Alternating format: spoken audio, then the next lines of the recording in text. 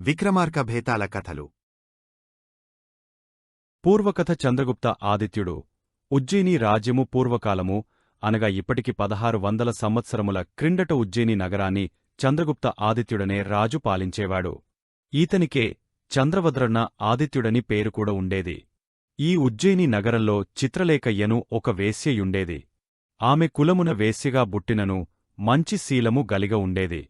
చిత్రలేఖ తల్లి మదన రేఖ కూతురును కులవృత్తిరీత్యా ఆమెకు ఏ మహారాజు చేతనో చక్రవర్తి అంతటి ధనవంతుని చేతనో కన్నెరికము చేయించి చిత్రలేఖను ఒక వేశ్యగా చేయాలని ఆలోచించెడిది. చిత్రలేఖ మిక్కిలి అందగత్తె. అందుకు తగిన విద్యాబుద్ధులు కూడా ఆమెకు వన్నెదెచ్చినవి. ఆమె గుణగణములు గూర్చి అందమును గూర్చి ఎందరెందరో మహారాజ కుమారులకు తెలిసినది. అందువలన చిత్రరేఖను పెండ్లాడవలెనని కనీసము ఆమెను తమ రాజాస్థానమున నర్తకిగా చేసుకోవలయు ననియు ఉర్రూతలుగేవారు. చిత్రలేఖ మాత్రం అందుకు సమ్మతించెడిది కాదు. తల్లియగు మదన రేఖ ఆమెను ఉపయోగించుకొని బాగా ధనము గడించాలని అనుకొనేది. కాని చిత్రలేఖ ఈ విషయంలో తల్లిని ఎదిరించి తానొక సంసారిక జీవితమునే గడుపవలెనని నిశ్చయించుకొన్నది. సకల శాస్త్రములు తగిన గురువుల వద్ద అభ్యసించి చదువుల సరస్వతి గా విరాజిల్లినది. అట్టి సమయంలో ఒకనాడు ఒక బ్రాహ్మణ యువకుడు ప్రయాణము చేయుచు వచ్చి చిత్రలేఖ మందిర ప్రాంగణంలో ఆ రాత్రి శయనించినాడు. ఎన్ని రాత్రుల నుండియో నిద్రలేకపోవుటవల్లనో ఏమో రాత్రి నిద్రబోయిన ఆ బ్రాహ్మణ యువకుడు సూర్యోదయమైనను ఆ మందిరపు అరుగుమీదనే పండుకొనియున్నాడు. ఉదయమున దాసీలు ఊడ్చుటకు వచ్చి ఆతనిని జూచి మదన రేఖకు విన్నవించారు. ఆమె కూతురుగు చిత్రలేఖతో వచ్చి ఆ బ్రాహ్మణ యువకుని చూచినారు. నవమన్మథాకారుడైన ఆతని సోయగమును గాంచి చిత్రలేఖ ఎంతయో ఆనందించినది, మనసారా ప్రేమించినది. అందువలన ఆమె కోరికతో తల్లి మదన రేఖ అతనిని తమ మందిరంలోనికి సేవకులతో చేర్పించి శీతలోపచారములు చేయించిరి. కొంతసేపటికి వారి ఉపచర్యలవల్ల బ్రాహ్మణ యువకుడు నిద్రనుండి మేల్కొని వారినిగాంచి, ఎవరు మీరు? నేనీ హంసతులిక తల్పమునకు ఎట్లు వచ్చితిని? నన్ని విధంగా సేదదీర్చినందులకు మీకెంతయో కృతజ్ఞుడను అని పలికెను. ఆ బ్రాహ్మణ యువకునకు మెలకువ వచ్చినప్పటికీ ఆతని ప్రక్కన చిత్రలేఖయుండెను. అందువలన ఆమె ఆతనిని జూచి, మహాత్మా, మేమే ఇక్కడకు చేర్చితిమి. మీకు 4-5 రోజుల నుండి నిద్రలేకున్నట్లుంది. గాఢ్యంగా నిద్రపోవుచున్నారు. మీ నిద్రకు భంగం రాకుండా మీకు ఎట్టి ఆటంకము కలుగకుండా నేను చూచిచున్నాను. నా పేరు చిత్రలేఖ. కులమున వేశ్యను. మీరెవరు? ఏ గ్రామము నుండి వచ్చితిరి? ఎందులకు వచ్చితిరి? అని ఆప్యాయముగా అడిగినది. అప్పుడా బ్రాహ్మణ యువకుడు, చిత్రలేఖ, నేను బ్రాహ్మణ వంశమున పుట్టినవాడను. పేరు విద్యాసాగరుడు. పేరులోనే విద్యగలదు కాని నాకు ఏ విద్యాసరిగా రాదు. అందువలన తల్లిదండ్రులు, సోదరులు, బంధువులు, స్నేహితులు నన్ను ఎంతో హేళన చేసేవారు. నన్నొక తృణమును జూచినట్లు చూచి అఘోరపరిచేవారు. విద్యాసాగరుని కథ. అందువలన నేనొకనాడు ఎవ్వరికీ చెప్పకుండా విద్య నేర్వాలన్న పట్టుదలతో ఇల్లు విడిచి బయలుదేరాను. ఎంతమందినో ఆశ్రయించాను. కాని నా కోరిక తీరలేదు. అయినను నా పట్టు విడవక బయలుదేరాను. ఒక అడవిలో నొక బ్రహ్మరాక్షసి వలన సకల విద్యలు నేర్చుకొన్నాను. నాకు విద్యలు నేర్పిన ఆ బ్రహ్మ రాక్షసి శాపవశమున బ్రహరాక్షసి. కాని నిజముగా ఆయనొక గంధర్వుడు. శాపముదీరి ఆయన నన్ను దీవించి తనలోకము నకు వెళ్ళిపోయినాడు. నేను ఆయన సెలవు పొంది ఇంటికి బయలుదేరినాను. మధ్యమార్గమున నిద్రలేమివలన, ఆహార లోపమువలన అలసటతో మీ ఇంటి అరుగుపై పరున్నాను అని తెలియజేసినాడు. ఆతని వాక్యములకు ఆ తల్లి కూతుండ్రు మిక్కిలి ఆనందించినారు. చిత్రరేఖ ఆతనికి తన కోరిక వెల్లడిస్తూ తనను ప్రేమించమని, పెండ్లాడుమని ప్రార్థించినది. తల్లికూడా తన ఆమోదము తెలిపినది. అందులకు ఆ బ్రాహ్మణ యువకుడు, చిత్రరేఖ, నేను బ్రాహ్మణ వంశమున జన్మించినవాడను. నీవు వేశ్యాకులమున జన్మించినదానవు. పరపురుష సంపర్కమెరుంగని కన్యకవే అయినా నా మనస్సు అంగీకరించుటలేదు. బ్రాహ్మణ కన్యకవే అయితే ఆనందంతో స్వీకరించేవాడను. ఇక నీవు నాకు ఎంతయో పరిచర్యగావించి నాకు ఆనందం కలిగించావు. ఇందుకు నేను నీకెంతయో రుణపడియున్నాను. ఇందుకు ప్రత్యుపకారం పెండ్లిమాట తప్పించి కోరుకొనుము.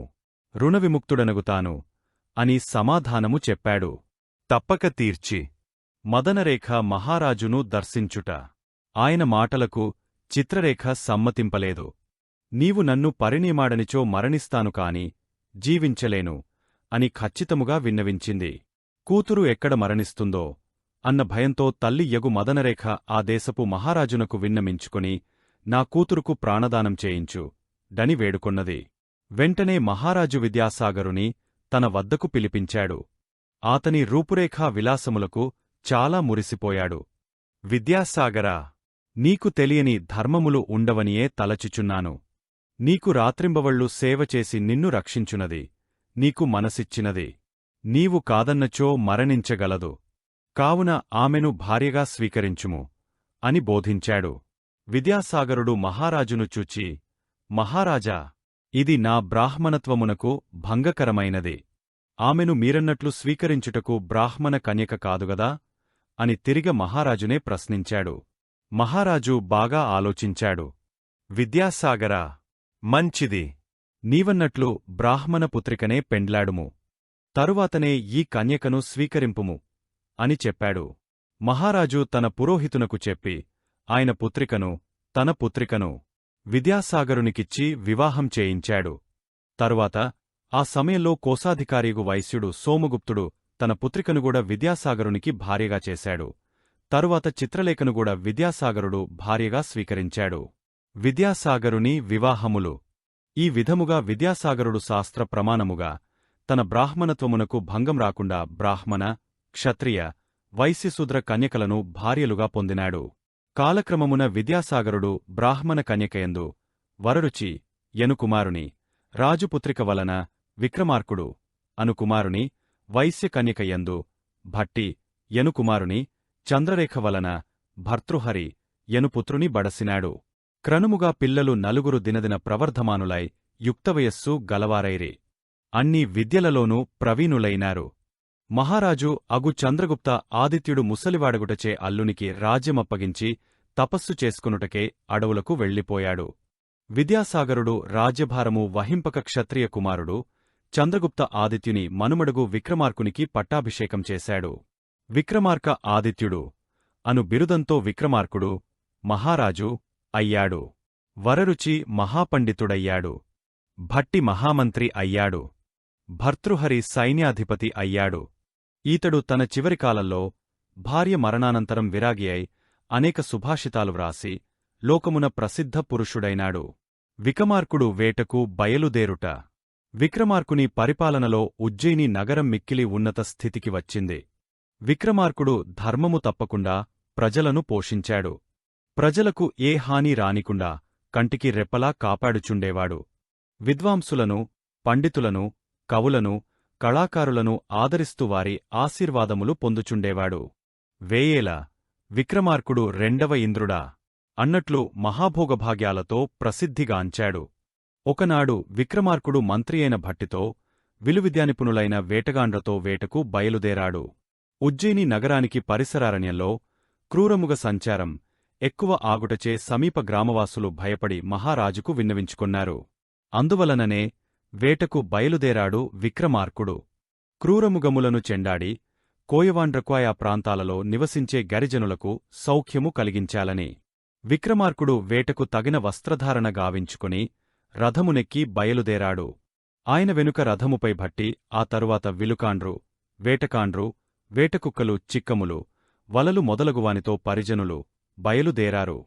మృగములను చప్పుడు చేసి బయటకు రప్పించుటకు కావలసిన వాయిద్యములతో కొంతమంది సేవకులు కూడా బయలుదేరారు. విక్రమార్కుడు మిక్కిలి చాకచక్యముతో క్రూరముగములను హతమార్చినాడు. ఆయా గరిజన ప్రాంతీయులకు మృగబాధ లేకుండా చేసినాడు. ఆయా గరిజన ప్రజలు మిక్కిలి ఆనందించి మహారాజు మెచ్చునట్లు తమ సంతోషం ప్రకటించుచు నృత్యగానములచే విక్రమార్కుని ఆనందపరచినారు. విక్రమార్కుడు తిరిగె నగరానికి బయలుదేరినాడు. గూజచారి విక్రమార్కునికి కాళికాదేవి గురించి తెలియజేయుట. విక్రమార్క భూపాలుడు నగరంలోనేగాక దేశదేశాలు గావించి ఆయా ప్రదేశముల వింతలు విశేషాలు తెలిసికొనివచ్చి విన్నవించుటకు అనేకమంది భటులను నియమించినాడు. వారు ఆయా ప్రాంతాలను సందర్శించివచ్చి వింతలు విశేషాలు విన్నవించేవారు. విక్రమార్కుడు వేట ముగించి తన పరివారంతో నగరానికి బయలుదేరారు. ఆ సమయంలోకి దేశదేశాలను సంచరించే భటులు ఇద్దరూ ఒక భిల్లునితో అటకువచ్చి విక్రమార్కుని జూచి ఇలా అన్నారు. మహారాజా, మేము అనేక దేశాలు చూచాము. మన సామ్రాజ్యానికి చెందిన అనేక ప్రాంతాలను కూడా చూచివచ్చాము. సర్వత్రా మేము జూచిన అన్ని ప్రాంతాలలోనూ తమను గూర్చి పొగడేవారే తప్ప నిందించేవారే మాకు కనిపించలేదు. మేము చూచిన ఒక ప్రదేశంలో ఒక మహాద్భుతమైన విశేషము కనిపించింది. అదేమనగా వింధ్యారణ్య సమీపమునగల ఒక కీకారణ్యములో ఒక కాళికామాత ఆలయమున్నది. అందు దేవి విగ్రహం మహాభికరాకారము గల్గియున్నది. దేవి విగ్రహం ముందు ఒక నుయిలా పెద్ద అహాతముంది. అందుండి పై వరకు అనేక త్రిశూలములు ఉన్నాయి. వానికి పైన ఒక తొట్టె ఉన్నది. ఆ అహాతముపై గల గట్టుపై నిలిచి ఎగరి ఆ తొట్లను పట్టుకుని ఖండించిన వానికి దేవి ప్రత్యక్షమై కోరిన వరములనిచ్చునట. అట్టి ప్రకటన గల శిలాఫలకము అందున్నది. ప్రభూ, ఆ గట్టున నిలబడి ఎగరి తొట్టెనందుకొని ఖండించినచో అట్టివారు తప్పక ఆ శూలములపై బడగలరు, శరీరమున దిగపోగలవు. ఆ త్రిశూలములంతా పదునుగల్గయ్యున్నవి. అక్కడ ఆ శిలాఫలకముపై ఉన్న వ్రాత చూచి భయపడి ఎవ్వరూ అందుకు సాహసించుటలేదు. ఇప్పటికీ ఎన్నియో సంవత్సరముల నుండి అలాగుననే యున్నదట. ఈ భిల్లుడు కూడా ఎన్నియో సంవత్సరాల నుండి చూస్తున్నాడట. కాని ఇంతవరకునూ అట్టి సాహసం ఎవ్వరూ చేయలేదట. మేమా ప్రాంతమును చూచినాము. అది చాలా భయమును గల్గించుచున్నది.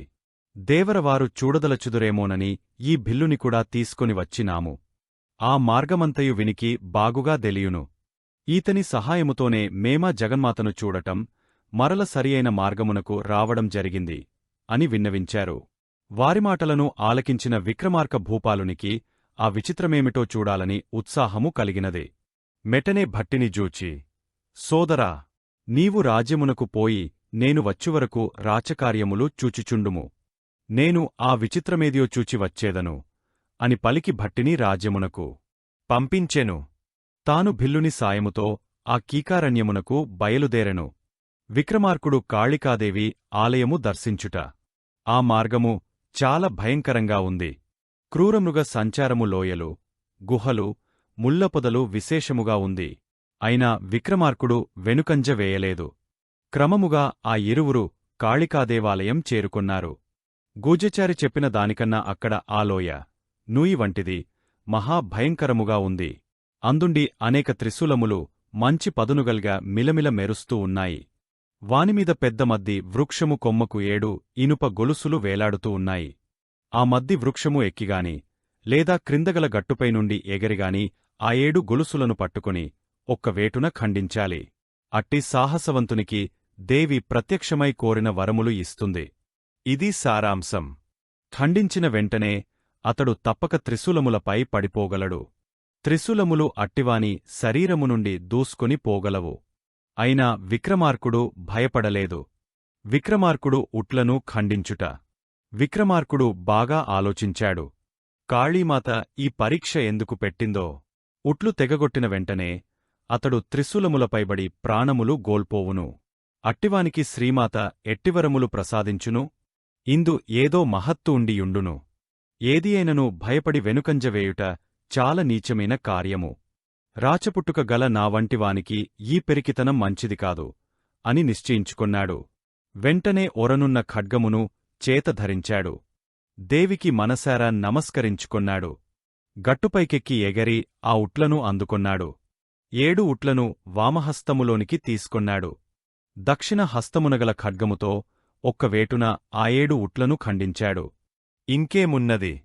పైన ఇక ఏ ఆధారమూ లేకపోవుటచే విక్రమార్కుడు త్రిశూలములమీద పడిపోయాడు. కాని విక్రమార్కునికి ఆ త్రిశూలములు గ్రుచ్చుకోలేదు. కాళీమాత అదృశ్యరూపముగా వానిపై యుండుటచే ఆ దేవి అలా పడిన విక్రమార్కుని కరముల నెత్తిగొని వచ్చి గట్టుపై నిల్చింది. మురిపెముతో ఇలా అంది. నాయనా విక్రమార్కా, నీ సాహసానికి నేనెంతయో ఆనందించుచున్నాను. నీ వంటి సాహసి చిరకాలము ఈ ధరిత్రి పాలించుట ధర్మము. కావున నీవు 1000 సంవత్సరములు రాజ్య పరిపాలనము చేయుదువుగాక. నీ సోదరుడు నీ మంత్రియైన భట్టికూడా నీ 1000 సంవత్సరముల పరిపాలన ముగసేవరకు నీ తోడనే ఉండును.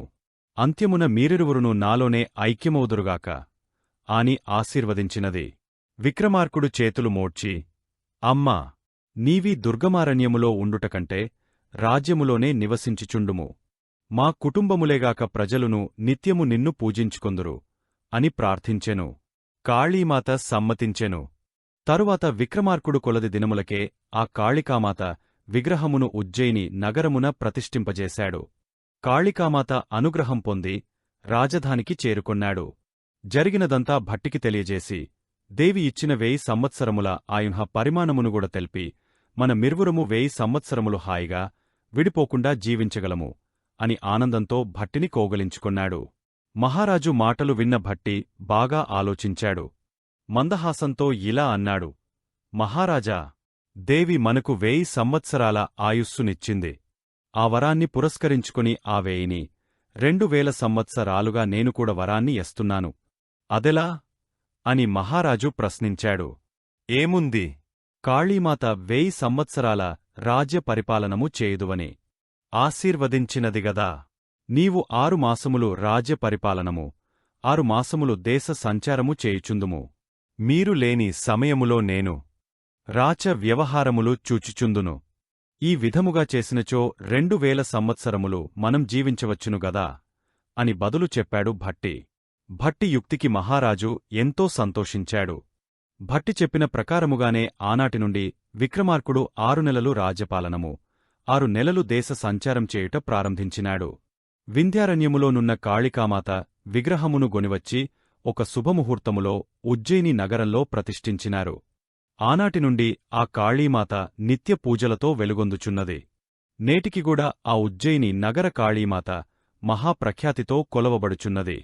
విక్రమార్క భూపాలుడు ఈ విధముగా అనగా, భట్టి ఉపదేశించిన ప్రకారము 6 నెలలు రాజ్యపాలనము, 6 నెలలు దేశ సంచారము చేయుచు ప్రజారంజకముగా పరిపాలన చేస్తున్నాడు. అదే సమయంలో ఉజ్జయిని నగరానికి 10 క్రోసుల దూరములో గల ఒక కాళికాలయంలో ఒక పరివ్రాజకుడు, సన్యాసి ఎన్నో ఏండ్ల నుండి తపస్సు చేస్తూ ఉన్నాడు. దేవి అతని తపస్సుకు మెచ్చి ప్రత్యక్షమైంది. ఆ సన్యాసి ఆమెను మోక్షమును కోరలేదు. ఆశాపురితుడే, తల్లి, ఈ లోకమందే నాకు స్వర్గభోగములు కలుగునట్లు, రాజాధిరాజులందరూ తనకు సామంతులై సేవ చేసేటట్లు ఎప్పుడు నిన్ను ప్రార్థించినా నీవు దర్శనమిచ్చునట్లు, తనకు చావు లేకుండునట్లు, తాను ఏ విధముగా ఏమి తలంచినా అది అయేటట్లు పెక్కు హరణ్యాక్షవరాలు కోరాడు. కాళికామాత ఆతని దురాశకు కోపగించింది. కాని ఆ సన్యాసి తనను తపస్సు చేసి మెప్పించాడు. కాబట్టి ఆమె బాగా ఆలోచించి ఇలా చెప్పింది ఆ భద్రకాళి: ఓయి, నీవు కోరినట్లు ఇచ్చుటకు నాకు సమ్మతమే. కాని అందుకు ముందు నీవు భేతాళుని వశము చేసుకోవలెను. ఇక్కడకు ఆమడ దూరమున గల అడవిలో ఒక పెద్ద మద్దివృక్షము ఉన్నది. దానిపై రాక్షసగణం, భూతప్రేతాదులు నివసిస్తూ ఉన్నాయి. వానికి అధిపతిగా భేతాళుడు ఉంటుంటాడు. అతడు ఒక సవాకారముగా ఆ మట్టి కొమ్మకు వ్రేలాడుతూ ఉంటాడు. అతనిని నీవు ముందు వశం చేసుకోవాలి. అంతకంటే ముందుగా నీవు నాకు సంతుష్టి కలిగించు. భద్రకాళి హోమము చేయాలి. నా నామము పచించుచు ఆ హోమము చేయాలి. నరబలి ఉండాలి. 100 మంది రాజకుమారులుగా ఉండాలివారు. ఆఖరివాడు అనగా 100వ రాజకుమారుడు మహావీరుడు, సాహసముగలవాడై యుండాలి. ఆ 100వ బలితో యజ్ఞము, హోమం పూర్తి అవుతుంది. వాని సహాయంతోనే నీవు భేతాళుని వశం చేసుకోవాలి. అప్పుడు నీవు కోరిన కోరికలు అన్నీయు తీరుతాయి అని చెప్పి మాయమైంది. భద్రకాళి మాట చొప్పున ఆ దురాశాపూరితుడైన సన్యాసి హోమము ప్రారంభించాడు. హోమానికి రాజకుమారుని బలి అవసరంగదా. అందుకు దేశదేశములు తిరిగ మాయమాటలతో రాజకుమారులను భద్రకాళి ఆలయమునకు తీసుకొనివచ్చి వారిని నమ్మించి దేవికి మ్రొక్కునట్లు చేసేవాడు. ఆయా రాజకుమారులట్లు మొక్కే సమయంలో వారి తల ఖండిస్తూ ఉండేవాడు. ఈ విధంగా ఆ సన్యాసి 99 మంది రాజపుత్రులను నమ్మించి తీసుకునివచ్చి భద్రకాళికి బలిచేశాడు. ఇక 100వవాడు రావాలి. ఆ రాజకుమారుడు మహావీరుడు, సాహసం గలవాడు అయుండాలి అని గదా భద్రకాళి చెప్పినది. అందువలన అటువంటి వానికే వెదకుచున్న సమయంలో ఆ సన్యాసికి విక్రమార్కుని గురించి తెలిసింది. నెమ్మదిగా ఉజ్జయిని నగరం వచ్చి మకాం చేశాడు. విక్రమార్కుడు దేశ సంచారం చేసి రాజ్యానికి వచ్చినప్పుడు ఆయనను దర్శించి ఇలా తన కోరిక విన్నమించుకున్నాడు: మహారాజా, దేశ సౌభాగ్యానికి నేనొక మహాయజ్ఞాన్ని చేయుటకు సంకల్పించుకొన్నాను. అందుకు కావలసినవన్నీ సేకరించుకొన్నాను. ఇచ్చటకు 10 క్రోసుల దూరంనందే ఆ హోమగుండం ఉన్నది. ఆ ప్రదేశం మిక్కిలి భయంకరమైనది. నాకు సహాయంగా నీవు నిలవాలి. పూర్వం విశ్వామిత్రునకు రాముడు నిల్చి యజ్ఞం పూర్తి చేయించినాడు. ఇప్పుడు నీవు నిల్చి ఆ యజ్ఞం పూర్తి చేయించుము. దేశ సౌభాగ్యమునకు సహాయపడుము అని ప్రార్థించినాడు. మహాసాహసవంతుడగు విక్రమార్కుడు ఆతని మాటలకు సమ్మతించినాడు. మహాత్మా, దేశసౌభాగ్యానికి నా ప్రాణములనైనా ధారపోయగలను. అట్టి నేను మీకు సహాయముగా ఉండలేనా అని బదులు చెప్పి తన వీరఖడ్గంను ధరించి సన్యాసి వెంట బయలుదేరినాడు. భట్టికి రాజ్యభారం అప్పగించినాడు. సన్యాసి విక్రమార్కునితో భద్రకాళి ఆశ్రయంనకు చేరుకొన్నాడు. విక్రమార్కుడు ఆ తల్లిని మనసారా మదిలోనే ప్రార్థించుకొన్నాడు. సన్యాసి ఇలా చెప్పాడు: మహారాజా, ఇక్కడకు ఆమడ దూరంలోగల అడవిలో ఒక పెద్ద మర్రివృక్షముంది. అది భూతప్రేతములకు నిలయం. దానికి గల ఒక కొమ్మను ఆశ్రయించి భేతాళుడు సవాకారంగా వ్రేలాడుతూ ఉంటాడు. నీవు ధైర్యవంతుడవు, సాహసివి. కావున నీవు భయపడక వెళ్ళి ఆ భేతాళుని సవాకారమును తీసుకొని రావాలి. అదే మనం చేయబోవుతున్న హోమానికి ముఖ్యంగా కావలసినది అని బోధించి పంపినాడు. మహారాజు ధైర్యంగా వెళ్ళినాడు. క్రమంగా భేతాళుడున్న ఆ మడివృక్షం చేరుకొన్నాడు విక్రమార్కుడు. భూతప్రేతములు మహారాజును అనేక విధముల భయపెట్టినవిగాని వాని మాయలన్నీయు మహారాజు ముందు మాయమైపోయాయి. విక్రమార్కుడు భూతముల నోడించి వెంటనే చెట్టునెక్కి భేతాళ శవాన్ని భుజంపై వేసుకుని సన్యాసి ఆశ్రమానికి బయలుదేరాడు. సవాకారంలో ఉన్న భేతాళుడు మహారాజు సాహసానికి ఎంతో మురిసిపోయాడు. మహారాజా, మనం ఆమడ దూరం వెళ్ళాలి. నీకు శ్రమ లేకుండా ఒక కథ చెబుతాను. ఆలకించి నా సందేహాన్ని నివారించు. నీకు తెలియకపోతే సమాధానం ఇవ్వనక్కరలేదుగాని తెలిసి సమాధానమియకపోతే నీ తల పగలి 100 చెక్కలవుతుంది. ఇది సత్యం అని ఈ విధంగా కథ ప్రారంభించాడు. సదానందుని కథ. పూర్వం చంద్రకుటమను నగరమును వీరవర్మ అను మహారాజు పాలించుచుండెను. ఆతని భార్య మణిమాల. వారు ఒకనాడు వివాహం చూచుటకు బంధువుల నగరంనకు వెళ్ళిరి. వివాహపు ముచ్చటలు అన్నియు ముగసినవి. తిరిగ వీరవర్మ మణిమాల తమ నగరంనకు బయలుదేరిరి. వారు బయలుదేరిన సకటం అర్ధరాత్రమునకు ఒక అడవి మధ్యభాగంనకు వచ్చినది. ఆ అడవి దాటినచో వారినగరం వచ్చును. కాని ఆ కటిక చీకటిలో బయలుదేరుటకు వారు సంకించి ఆ రాత్రి అక్కడ గడిపి వేకువజాముననే నగరం చేరుటకు నిశ్చయించుకొన్నారు. ఒక పెద్ద మట్రివృక్షం క్రింద రథం ఆపించినారు. సకటచోదకుడు సారథి కొంచెం దూరంలో పడుకొన్నాడు. దంపతులిద్దరూ ఆ చెట్టు క్రిందనే పవళించినారు. ఆ దంపతులు నివసించిన మట్రివృక్షంపై ఒక రాక్షసుడు నివసించి యుండెను. వాడు రాజదంపతులు అక్కడ సవళించుట చూచి సహించలేకపోయాడు. ఓరీ, నా నివాసము క్రింద భార్యతో సల్లాపాలు ఆడుతున్నావా? మూర్ఖా! చూడు, మీ ఇద్దరినీ ఇప్పుడే యమాలయానికి పంపిస్తానని మీదికి రాబోయాడు. రాజదంపతులు భయపడుచు, తెలియక మేమీ వృక్షము క్రింద పరున్నాము. ఉదయమే లేచి వెళ్ళిపోగలము అని ప్రార్థించారు. రాక్షసుడు ఇలా అన్నాడు: తెలిసినా తెలియకపోయినా నా నివాసాన్ని అపవిత్రము చేశారు. ఇందుకు మీరు నాకు నరబలి ఇవ్వాలి. అది 8 ఏండ్లు నిండిన బాలుని బలి ఇవ్వాలి. అట్లా చేస్తామని మీరు వాగ్దానము చేస్తే మిమ్ము విడిచిపెడతా, లేదా ఇప్పుడే మిమ్ము హతమారుస్తా నని హుంకరించాడు. రాజదంపతులు వాగ్దానం చేశారు. రాక్షసుడు శాంతించాడు. రాజదంపతులు వేకువజాముననే లేచి బయలుదేరి తమ నగరం చేరుకొన్నారు. రాజు తలచిన దెబ్బలకు కొరత అన్నట్లు ఒక పేద బ్రాహ్మణునికి బంగారం, ఒక గ్రామం ఆశచూపి వారి కుమారుని 10 ఏండ్లవానిని సంపాదించారు. ఆ మరునాడే రాజదంపతులు బాలునితో రాక్షసుడు ఉన్న చెట్టువద్దకు వచ్చారు. ఆ బ్రాహ్మణుని కుమారుని పేరు సదానందుడు. ఆఖరు కోరిక ఏమిటని రాజు ఆ బాలుని ప్రశ్నించాడు. ఆ బాలుడు మాటాడక ఆకాశంవైపు చూస్తూ పకపక నవ్వనారంభించాడు. ఆ నవ్వుతో రాక్షసుని మనస్సు మారిపోయింది. బలి అవసరం లేదు, మీరు హాయిగా వెళ్ళండి అని వెళ్ళిపోయాడు. మహారాజా, విన్నావు కదా కథ. ఆ బాలుడు ఎందుకు నవ్వెనో చెప్పగలవా అని భేతాళుడు అని ప్రశ్నించెను. విక్రమార్కుడు ఆలోచించి, బుద్బుద శరీరంపై వీరందరకు ఎంత మమకారం! ఏనాటికే నా వీరుకూడ చచ్చేవారే కదా అని వారి తెలివిలేమికి భగవంతుని తలచుకొని నవ్వినాడు ఆ బాలుడు. అన్నాడు. మౌనభంగం కావడంతో భేతాళుడు ఏరిగా తన వృక్షానికి చేరుకొన్నాడు. సత్యవతుని కథ. భేతాళుడు తన పట్టునుండి తప్పించుకొని మరల చెట్టునకు అతుకుకొని పోయినందుకు విక్రమార్కుడు విసిగ కొనలేదు. తిరిగి చెట్టువద్దకు వెళ్లి భేతాళుని బంధించినాడు. భుజముపై వేసుకుని ఆశ్రమానికి బయలుదేరినాడు విక్రమార్కుడు. భేతాళుడు ఊరుకొనలేదు. అతడు విక్రమార్కుని జూచి, మహిపాలా, నాకు చాలా కాలము నుండి ఒక సందేహము ఉన్నది. ఆ సందేహమును తెలియజేయుదును. నీవు సకల నీతి పారంగతుడవు. కావున నా అనుమానమును దీర్చుము అని పలికి ఇట్లు పలుకసాగెను.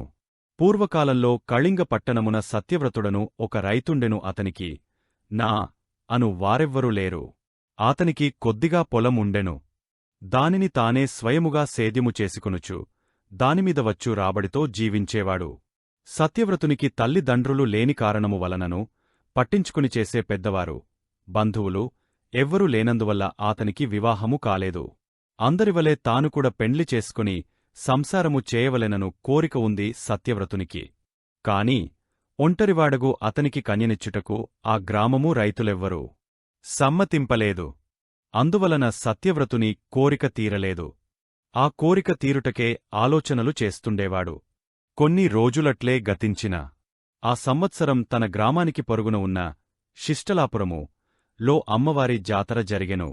సత్యవ్రతుడు ఆ కాళికామాత ఉత్సవము చూచుటకు వెళ్ళెను. ప్రతి సంవత్సరము అతడు వెళ్ళుచుండెడివాడు. ఆ జాతర చూచు సందర్భములో ఒక దగ్గర సత్యవ్రతునికి ఒక కన్యక కనిపించింది. ఆమె రూపం సత్యవ్రతునికి చాలా ఆనందం కలిగించింది. ఆ కన్యకగూడా సత్యవ్రతుని చూచి ఎంతగానో ఆనందించింది. అది పసిగట్టాడు సత్యవ్రతుడు. వారికి తెలియకుండా వారిని వెంబడించి వారి బససు తెలిసికొన్నారు. అదే రాత్రి సత్యవ్రతుడు కాళీమాత ఆలయంలోనికి వెళ్లి దేవినిగాంచి ఇలా ప్రార్థించాడు. అమ్మా, నేను ఎవ్వరులేని నిర్భాగ్యుడను. నీవు తల్లివి. నీవే నన్ను కరుణించాలి. ఈ రోజున నేను జాతకంలో చూచిన కన్యకను నాకు భార్యగా ప్రసాదించుము. నాకు గల కోరిక తీరుతుంది. ఇందుకు భక్తితో నా కోరిక తీర్చిన నీకు నా శిరస్సునే కానుకగా ఇస్తాను అని మొక్కుకున్నాడు. ఆ మరునాడు తన స్నేహితులను కొంతమందిని ఆ కన్యక తండ్రి వద్దకు పంపించి, మా సత్యవ్రతునికి మీ అమ్మాయిని భార్యగా చేయు డని ఆడిగించేను. దేవి మహిమవలన ఆ తండ్రి తన కూతురుగు సుశీల ను ఇచ్చుటకు సమ్మతించెను. సుశీల సత్యవ్రతుల వివాహం చాలా వైభవంగా జరిగింది. వివాహానంతరం సత్యవ్రతుడు మనుగుడుపు వేడుకకే అత్తవారింటికి వచ్చాడు. అక్కడ కొన్ని రోజులు ఉండాలి కాబట్టి ఉన్నాడు. ఒకనాడు సుశీల అన్నగారగు వీరధవళునితో సత్యవ్రతుడు విహారము సేయుచు క్రమముగా కాళికామాత ఆలయ సమీపమునకు చేరుకున్నాడు. సత్యవంతుడు తన వాగ్దానం నిలుపుకొనుట. దేవాలయము చూడగనే సత్యవ్రతునికి తాను దేవికి ఒసగిన వాగ్దానము జ్ఞాపకము వచ్చినది. అయ్యో, ఎంత అపచారము! పెండ్లి అయి నెల రోజులు కావచ్చుచున్నది. విషయలోలుడనే దేవికిచ్చిన మాట మరచిపోయాను. ఎంత అపచారం జరిగింది అని మనస్సులో తలంచి వీరధవళుని జూచి, బావా, ఇక్కడనే ఉండుము. దేవిని దర్శించి వత్తును అని పలికి గుడిలోనికి వెళ్ళెను. వీరధవళుడు అక్కడనే ఆతనిరాకకు ఎదురుచూడసాగెను. అరగంట కాలము గడచినది. కాని సత్యవ్రతుడు గుడిలోపల నుండి తిరిగ రాలేదు. అందువలన వీరధవళుడు బావ ఇంతసేపు ఏమి చేయుచున్నాడు అని తలంచుచు తానుకూడా ఆలయంలోనికి వెళ్లాడు. గుడిలోనికి పోయిన వీరధవళుడు అక్కడి దృశ్యమునుగాంచి నిర్హాంతపోయినాడు. దేవి విగ్రహం ముందు సత్యవ్రతుడు శిరస్సు ఖండించుకుని పడియున్నాడు. నెత్తురు కాల్వగట్టి పారుతూ ఉంది. అయ్యో, ఇదేమీ గ్రహచారము! ఎందుకే ఇతడు తన శిరస్సును దేవికి కానుక ఇచ్చెను? ఈతని మరణం గురించి ఇంటిలో ఎలా చెప్పగలను? చెప్పిన వారు నమ్ముదురా? చెల్లెలి వైధవ్యము చూస్తూ నేను జీవించగలనా? ఛీ!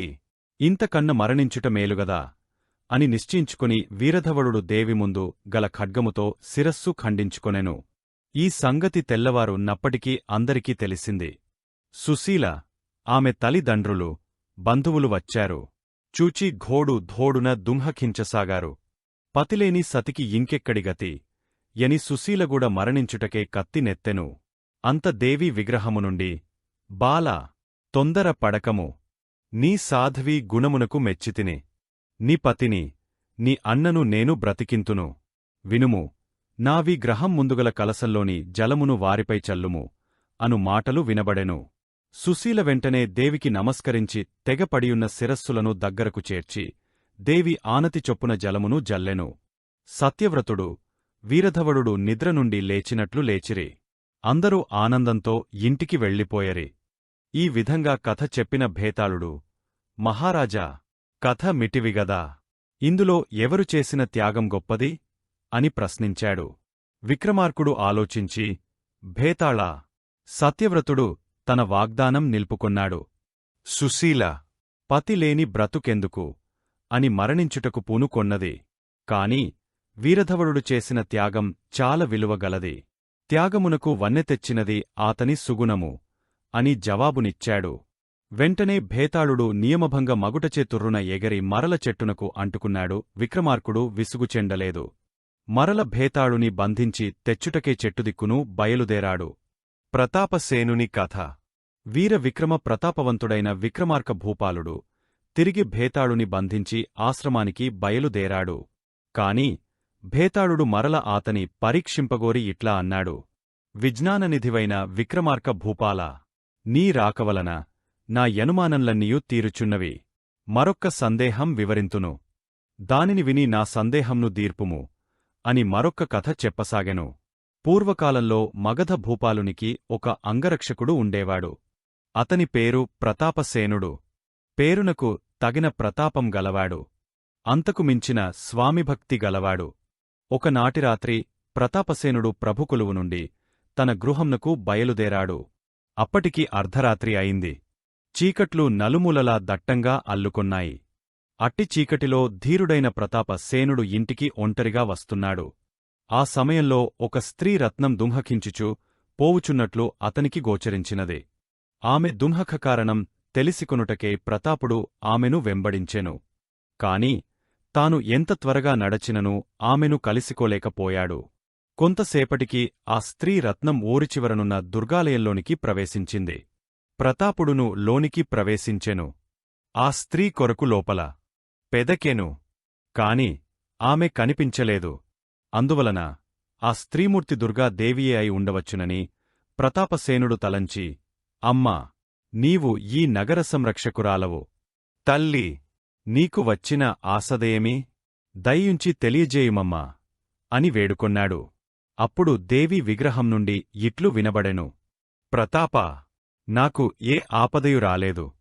మీ మహారాజునకే రేపటితో ఆయువు తీరుచున్నది.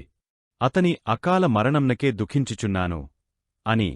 ప్రతాపుడు చేతులు జోడించి, అమ్మా, ఆ యకాలమరణం నుండి ప్రభువును రక్షించు మార్గమున్న తెలియజేయుము. నా ప్రాణములనిచ్చి యైన మహారాజును కాపాడుకొందును అని పలికెను. మార్గమున్నది, వినుము. స్వామిభక్తిగలవాడు తన కుమారుని నగర దేవతనగు నాకు బలి ఇచ్చిన మహారాజునకు గండం తప్పును అనెను దుర్గాదేవి. ప్రతాపసేనుని రాజభక్తి. ప్రతాపుడు చాలా ఆనందించెను. అతనికి 12 కుమారుడు ఉండెను.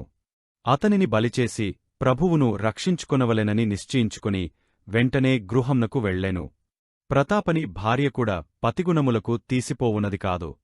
ప్రతాపుడు గుడి నుండి వచ్చి తన గృహంలోనికి పోవుట నగర పాలకులగు గూజచారులు గమనించిరి. గృహంనకు గల కిటికీల నుండి చూచిరి. లోపల ప్రతాపుడు భార్యతో గుసగుసలాచడం, మధ్య మధ్య మహారాజు శబ్దం రావడం వల్ల వారికి అనుమానం కలిగింది. వారిలో ఒకడు మహారాజునకు ఆ విషయం తెలుపుటకు వెళ్లాడు. ఇంకొకడు ముందు ఏమి జరుగునో చూచుటకు ఆ ప్రాంతమందే దాగుకొనియున్నాడు. లోనికిపోయిన ప్రతాపుడు జరిగిన సంగతి అంతయు భార్యకు తెలియజేశాడు. ఇప్పుడు మనం ప్రభువును రక్షించుకోవాలి.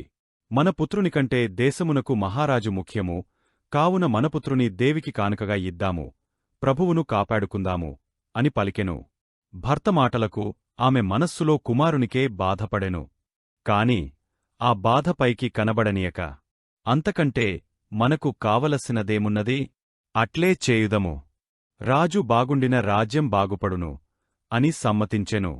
ప్రతాపుడు ఆమె మాటలకు మిక్కిలి ఆనందించెను. ఆ దంపతులు వెంటనే నిద్రపోవుచున్న కుమారుని లేపి తమ నిర్ణయంను తెలియజేసిరి. కుమారుడు కూడా ఆనందంతో అంగీకరించెను.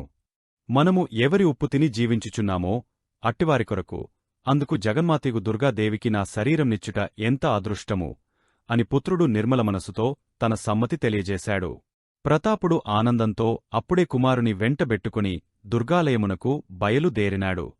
వారి వెంట ప్రతాపుని భార్యయు నుండెను. వీరు బయలుదేరిన 2 నిమిషములకే మహారాజు కూడా అక్కడకు వచ్చెను.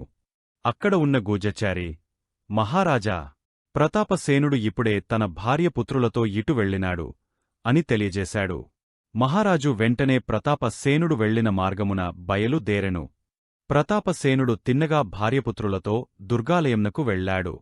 మహారాజు కూడా ఆలయమున ప్రవేశించి వారేమి చేయుదురో చూచుటకే రహస్యంగా పొంచుండి వీక్షింపసాగాడు. ప్రతాపసేనుడు దేవిని పూజించి పుత్రునికి తిలకం, బొట్టు పెట్టి, అమ్మా, ఈ బాలుడు నా పుత్రుడు. దీనిని మనస్ఫూర్తిగా నీకు సమర్పించుచుంటినే. వీనిని స్వీకరించి మా ప్రభువును అకాల మరణం నుండి తప్పింపుము, ఆతని వంశం నుద్దరింపుము అని పలుకుచు ఖడ్గముతో కుమారుని మెడ ఖండించెను. పుత్రుని మరణం కండ్లారజుచిన తల్లి హృదయం ఆ దారుణ దృశ్యానికి తట్టుకోలేకపోయింది. వెంటనే భర్త చేతిలో నున్న ఖడ్గంను తీసుకుని పొడుచుకుని మరణించినది. ప్రతాపునికి భార్యమరణంతో జీవితముమీద విరక్తి పుట్టినది. అమ్మా, మా జీవితము లేమైనను ప్రభువును కాపాడుము, నీ మాటను నిలబెట్టుకొమ్ము అని పల్కుచు తానుకూడా కేజారుతో పొడుచుకుని మరణించెను. క్షణాలమీద వారు మువ్వురూ దేవికి బలైపోయరి. మహారాజు ఆ దృశ్యమంతయు తిలకించి, ఆహా, స్వామి భక్తిపరుడగు ప్రతాపుని వంటివాడు నాకిక లభ్యమగునా? నాకే త్యాగము చేసిన ఈ మహావీరుని రుణము నేనెట్లు తీర్చుకొందును? ఇట్టి ప్రభుభక్తి పరాయణుని విడిచి జీవించుటకంటే హీనం ఇంకొకటుందా అని తలంచుచు తానుకూడా మరణించుటకే కత్తినెత్తెను. అంత దుర్గాదేవి ప్రత్యక్షమై, మహారాజా, తొందరపడకు. మీ ఎరువురికి బండారుల పైగల భక్తి విశ్వాసములగమనించుటకు నేనీ నాటకమాడాను. నా పరీక్షలో మీరిరువురూ విజయం పొందినారు అని పలుకుచు ప్రతాపుని, ఆతని భార్యను కుమారుని బ్రతికించి వారికి పెక్కు నరములిచ్చి పంపివేసినది. భేతాళుడిట్లు కథ చెప్పి, విక్రమార్క భూపాలా, వింటివి గదా కథ? ఇందు త్యాగమూర్తి ఎవరు అని ప్రశ్నించెను. విక్రమార్కుడు ఆలోచించి, భేతాళా, ప్రతాపసేనుడు తన ప్రభు సురక్షణకే పూనుకొన్నాడు. భార్యాపుత్రుల మరణముతో విరక్తి చెంది మరణించాడు. భార్యపుత్రుని మరణము భరింపలేక మరణించినది. పుత్రుడు తల్లిదండ్రుల మాట తీసి వేయలేక బలియైనాడు. కాని మహారాజు తనకే త్యాగము చేసిన ప్రతాపుని కుటుంబమును గమనించి నిజమైన త్యాగము చేసినాడు. కావున మహారాజునే త్యాగమూర్తి అని చెప్పాలి అని బదులు పలికాడు. నియమభంగమైంది. భేతాళుడు విక్రమార్కుని పట్టునుండి ఎగరి చెట్టుపైకి చేరుకున్నాడు. పుండరీకుని కథ. విక్రమార్కుడు తిరిగి భేతాళుని కొరకె వెనుకకు మళ్ళినాడు. విక్రమార్కుడు మరల భేతాళుని బంధించి భుజముపై నిడుకుని ముందుకు బయలుదేరాడు. తిరిగే భేతాళుడిట్లు చెప్పసాగాడు. విక్రమార్క భూపాల, పూర్వము కాశీనగరమును వేదవర్మ అను మహారాజు పాలించెడివాడు. అతని ఏకైకపుత్రిక తిలోత్తమ. ఆమె అందాల రాశియే, విజ్ఞానవతియే, వినివతియే ప్రకాశించినది.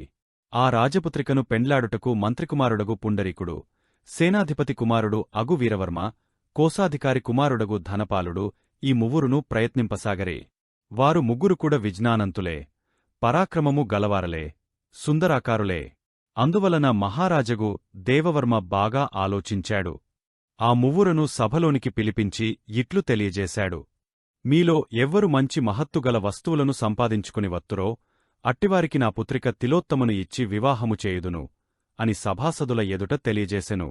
పుండరీకుడు, వీరవర్మ, ధనపాలుడు ఈ మువ్వురు మహారాజు మాటలకు సమ్మతించిరి. వెంటనే వారు మువ్వురు 3 మార్గములు బట్టి బయలుదేరిరి. ఇట్లు బయలుదేరిన ఆ వీరులు ముగ్గురు 6 మాసముల నాటికి మగధ దేశములో కలిసికొన్నారు. ఆనందంతో ఆ రోజు గడిపినారు. ఆ సమయంలో పుండరీకుడు, రాజపుత్రిక ఇప్పుడు ఏమి చేయుచుండెనో చూడాలని ఉంది అని తన కోరిక చెప్పినాడు. అంత ధనపాలుడు, రాజపుత్రికను చూడవలయునన్న నేను చూపించగలను. అట్టి అద్భుతమైన వస్తువు నానద్దనున్నది అనెను. మిత్రులిద్దరూ చూచుటకు ఉత్సాహం చూపించారు. ధనపాలుడు వెంటనే తాను భద్రముగా గొనివచ్చిన ఒక అద్దమును పైకి తీసెను. లోలోపల ఒక మంత్రమును పఠించి కాశీనగరం అంతఃపురమ్యందలి తిలోత్తమగది అన్నారు. ఆశ్చర్యం! నిజంగా ఆ అద్దములో కాశీనగరమంతా కనిపించసాగింది. క్రమంగా అంతఃపురమందలి తిలోత్తమగది కనిపించింది. అందులో అందరూ ఏచిచున్న దృశ్యము, కొంచెం దూరంలో తిలోత్తమ శవము కనిపించింది. పుండరీకుడు ఆ దృశ్యాన్ని చూచి, అయ్యో! తిలోత్తమ మరణించింది. త్వరగా అక్కడకు వెడితే బాగుండును. నేనామెను బ్రతికించగలను? నేనట్టి మంత్రమును సంపాదించాను అని కంగారు పడసాగెను. అప్పుడు వీరవర్మ లేచి, నేను తీసుకొనిపోగలను. అట్టి మహిమగల వస్తువు నావద్దనున్నది అని పలుకుచూ ఒక కంబళి, తివాచి తీచిపరచినాడు. మువ్వురు దానిపై కూర్చుండి వాయువేగంతో వచ్చి తిలోత్తమ గదిముందు దిగినారు. పుండరీకుడు వెంటనే తిలోత్తమ శవము వద్దకు వెళ్లి తాను సంపాదించిన మహత్తరమైన దివ్యమంత్రముతో తిలోత్తమను బ్రతికించినాడు. అందరునూ చాలా సంతోషించినారు. విక్రమార్క భూపాల, వింటివికదా కథ? మువ్వురు వీరులు గొప్ప మహిమగల వస్తువులు సంపాదించినవారే. మహారాజగు వేదవర్మ ఇప్పుడు తన పుత్రిక తిలోత్తమను ఎవరికిచ్చి వివాహం చేయాలి అని భేతాళుడు ప్రశ్నించెను. విక్రమార్కుడు క్షణం యోచించి, భేతాళా, నీవు చెప్పినట్లు మువ్వురు గొప్ప మహత్తుగలవి సంపాదించినవారే. అయినను ప్రాణమొసగినవాడు పుండరీకుడు. మిగిలినవారు ఇరువురూ అతనికి సహాయపడినారు. అంతేగాక మగధ రాజ్యంలో వారు కలిసికున్నప్పుడు తిలోత్తమను చూడ సభిలషించినవాడును పుండరీకుడే. కావున తిరోత్తమ పుండరీకునకే భార్యగుట ధర్మము అని జవాబునిచ్చేను. అవును, మహారాజు తిలోత్తమ పుండరీకులకే వివాహము చేయించినాడు అని పలుకుచూ నియమభంగమైనందున ఎగరి చెట్టునకు వేలాడినాడు. విక్రమార్కుడు మరల ఆ చెట్టు వైపు బయలుదేరినాడు. విజ్ఞానహీనుల కథ. విక్రమార్కుడు మరల చెట్టువద్దకు వెళ్లి భేతాళుని బంధించి భుజంపై వేసుకుని బయలుదేరాడు. భేతాళుడు ఇంకొక కథ ప్రారంభించాడు. విక్రమార్కభూపాల, గమనాయాసం కల్గకుండా నీకు ఒక కథ చెబుతావిను. పూర్వం అవంతిపట్టణాన్ని ఆనుకుని సుధామపురం అను ఒక అగ్రహారముండేది. ఆ అగ్రహారంలో అగ్నిదత్తుడనే పండితుడు ఉండేవాడు. ఆతడు అనేకమైన మంత్ర తంత్రములలో ప్రవీణుడు. అగ్నిదత్తునికి 4 కుమారులుండిరి. వారు తండ్రివద్దనే అన్ని విద్యలూ నేర్చుకొన్నారు. కాని వారికిలోక జ్ఞానం ఇంచుకంతకూడా లేదు. అగ్నిదత్తుడు బాగా ముసలివాడైనాడు. అవసానదశ సమీపించినది. అందువలన అతడు తన 4 కుమారులను పిలిచి వారికి అమూల్యములు, అపూర్వములైన మంత్రములను 4కి 4 మంత్రములు ఉపదేశించినాడు. కాలము తీరుటచే మరణించినాడు. పుత్రులు 4 తండ్రికి జరుపవలసిన పితృకర్మలు ముగించారు. తరువాత వారు తమకు తండ్రి బోధించిన మంత్రముల ద్వారా డబ్బు సంపాదించుటకు అవంతినగరానికి బయలుదేరారు. సుధామపురానికి, అనంతినగరానికి మధ్య ఒక అడవి ఉంది. ఆ అడవి దాటితే అవంతినగరం చేరవచ్చు. క్రమముగా వారు 4 సుధామపురం దాటి అడవిలోకి వచ్చారు. అప్పుడు వారిలో పెద్దవానికి ఒక సందేహం వచ్చింది. అదేమనగా, తండ్రి ఉపదేశించిన మంత్రము ఫలిస్తుందా లేదా అనునది. ఆ సందేహం తీర్చుకొనిగాని అవంతినగరానికి పోకూడదు అని నిశ్చయించుకుని తమ్ముళ్లకు చెప్పాడు. వారు కూడా అందుకు సమ్మతించారు. పెద్దవాడు ఆ అడవిలో వెదకి ఒక ఎముకను సంపాదించాడు. దానిని తమ్ముల ముందు ఉంచి తన మంత్రాన్ని పఠించాడు. వెంటనే ఆ ఎముక ఒక అస్థిపంజరంగా తయారయింది. తన మంత్ర ప్రభావమునకు పెద్దవాడు ఎంతో ఆనందించాడు. వెంటనే రెండవవాడు ముందుకు వచ్చి, నా మంత్రమునుగూడా పరీక్షించుకుంటాను అని పలుకుచూ ఆ అస్థిపంజరముపై తన మంత్రాన్ని ప్రయోగించాడు. వెంటనే ఆ అస్థిపంజరానికి మాంసము, ప్రేగులు, రక్తము మొదలగునవి ఏర్పడినాయి. తన మంత్రం ఫలించినందుకు అతడు కూడా ఎంతో మురిసిపోయాడు. మూడవవాడు కూడా ముందుకు వచ్చాడు తన మంత్రాన్ని పయించుకోడానికి. మాంసము, రక్తము, ప్రేగులు వగైరాలుగల ఆ నిర్జీవక దేబరముపై తన మంత్రమును పచించినాడు. మూడవవాడు వెంటనే ఆ నిర్జీవ కళేబరానికి రోమములు, చర్మము, కళ్ళు, గోళ్ళు, కాళ్ళు, చేతులు, చర్మం ఏర్పడినాయి. అది ఒక సింహము ఆకారమైంది. ప్రాణం మాత్రము లేదు. తన మంత్ర ప్రభావానికి మూడవవాడు ఉబ్బిపోయి గంతులు వేశాడు. ఇక ఉన్నవాడు నాల్గవవాడు. వాని మంత్ర ప్రభావము వల్ల దానికి జీవము వచ్చును. జీవము వచ్చినా ఆ ప్రాణి ఊరుకుంటుందా? అసలే క్రూర జంతువు. లోకజ్ఞానములేని మూర్ఖులు అది ఆలోచించలేదు. వెంటనే నాల్గవవాడు ఆ నిర్జీవమైన సింహం మీద తన మంత్రాన్ని ప్రయోగించాడు. వెంటనే సింహమయింది. ఆ జీవం లేని సింహం శరీరం. అది ఊరుకుంటుందా? ఆ నలుగురు బ్రాహ్మణులను పొట్టన పెట్టుకుంది. అడవిలోనికి హాయిగా పరుగెత్తింది. మహారాజా! విన్నావు కదా? ఆ నల్వురులలో ఎవరు విజానహీనుడు? అని భేతాళుడు ప్రశ్నించాడు. విక్రమార్కుడు, భేతాళా! మొదటి ముప్పురు బ్రాహ్మణులు తమతమ మంత్ర మహిమ తెలుసుకోదలచి ఎముకను సింహంగా తయారుచేశారు. క్రూర జంతువని, సింహమని తెలిసికూడా నాల్గవవాడు తనమంత్ర మహిమను చూడదలచుకొన్నాడు. కావున వారిలో నాల్గవవాడే జానహీనుడు అని బదులు చెప్పాడు. భేతాళుడు వెంటనే ఎగరి చెట్టుమీదికి చేరుకొన్నాడు.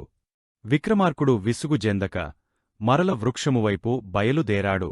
నిర్మల రాగమల్లుల కథ. విక్రమార్కుడు మరల భేతాళుని భుజముపై వేసుకుని ఆశ్రమానికి బయలుదేరాడు. భేతాళుడు మరల ఇంకొక కథ ప్రారంభించాడు. పూర్వం మధురానగరాన్ని విక్రమజిత్తు అను రాజు పాలించేవాడు. ఆ మహారాజు పుత్రిక పేరు నిర్మల. ఆమె అందాలరాశి. ఆమెను పెండ్లాడగోరి అనేకమంది రాజపుత్రులు ప్రయత్నించారు. కాని నిర్మల వారినందరనూ తృణీకరించింది. ఒకనాడు నిర్మల తన చెలికత్తెలతో విహరిస్తూ ఉంది ఉద్యానవనంలో. ఆ ఉద్యానవనంలో అంతఃపుర స్త్రీలు తప్ప ఇతరులు ఎవరూ అందువిహరించుటకు వీలులేదు. మగవారు అసలే పోరాదు. నిర్మల విహరించే ఆ సమయంలో ఒక యువకుడు రహస్యంగా చుట్టూ ఉన్న ప్రహరీగోడ దూకివచ్చి ఒక లతాకుంజుము మధ్య దాగయుండెను. ఆతని రాకను రాజపుత్రికగాని చెలికత్తెలుగాని ఎవరునూ గుర్తించలేదు.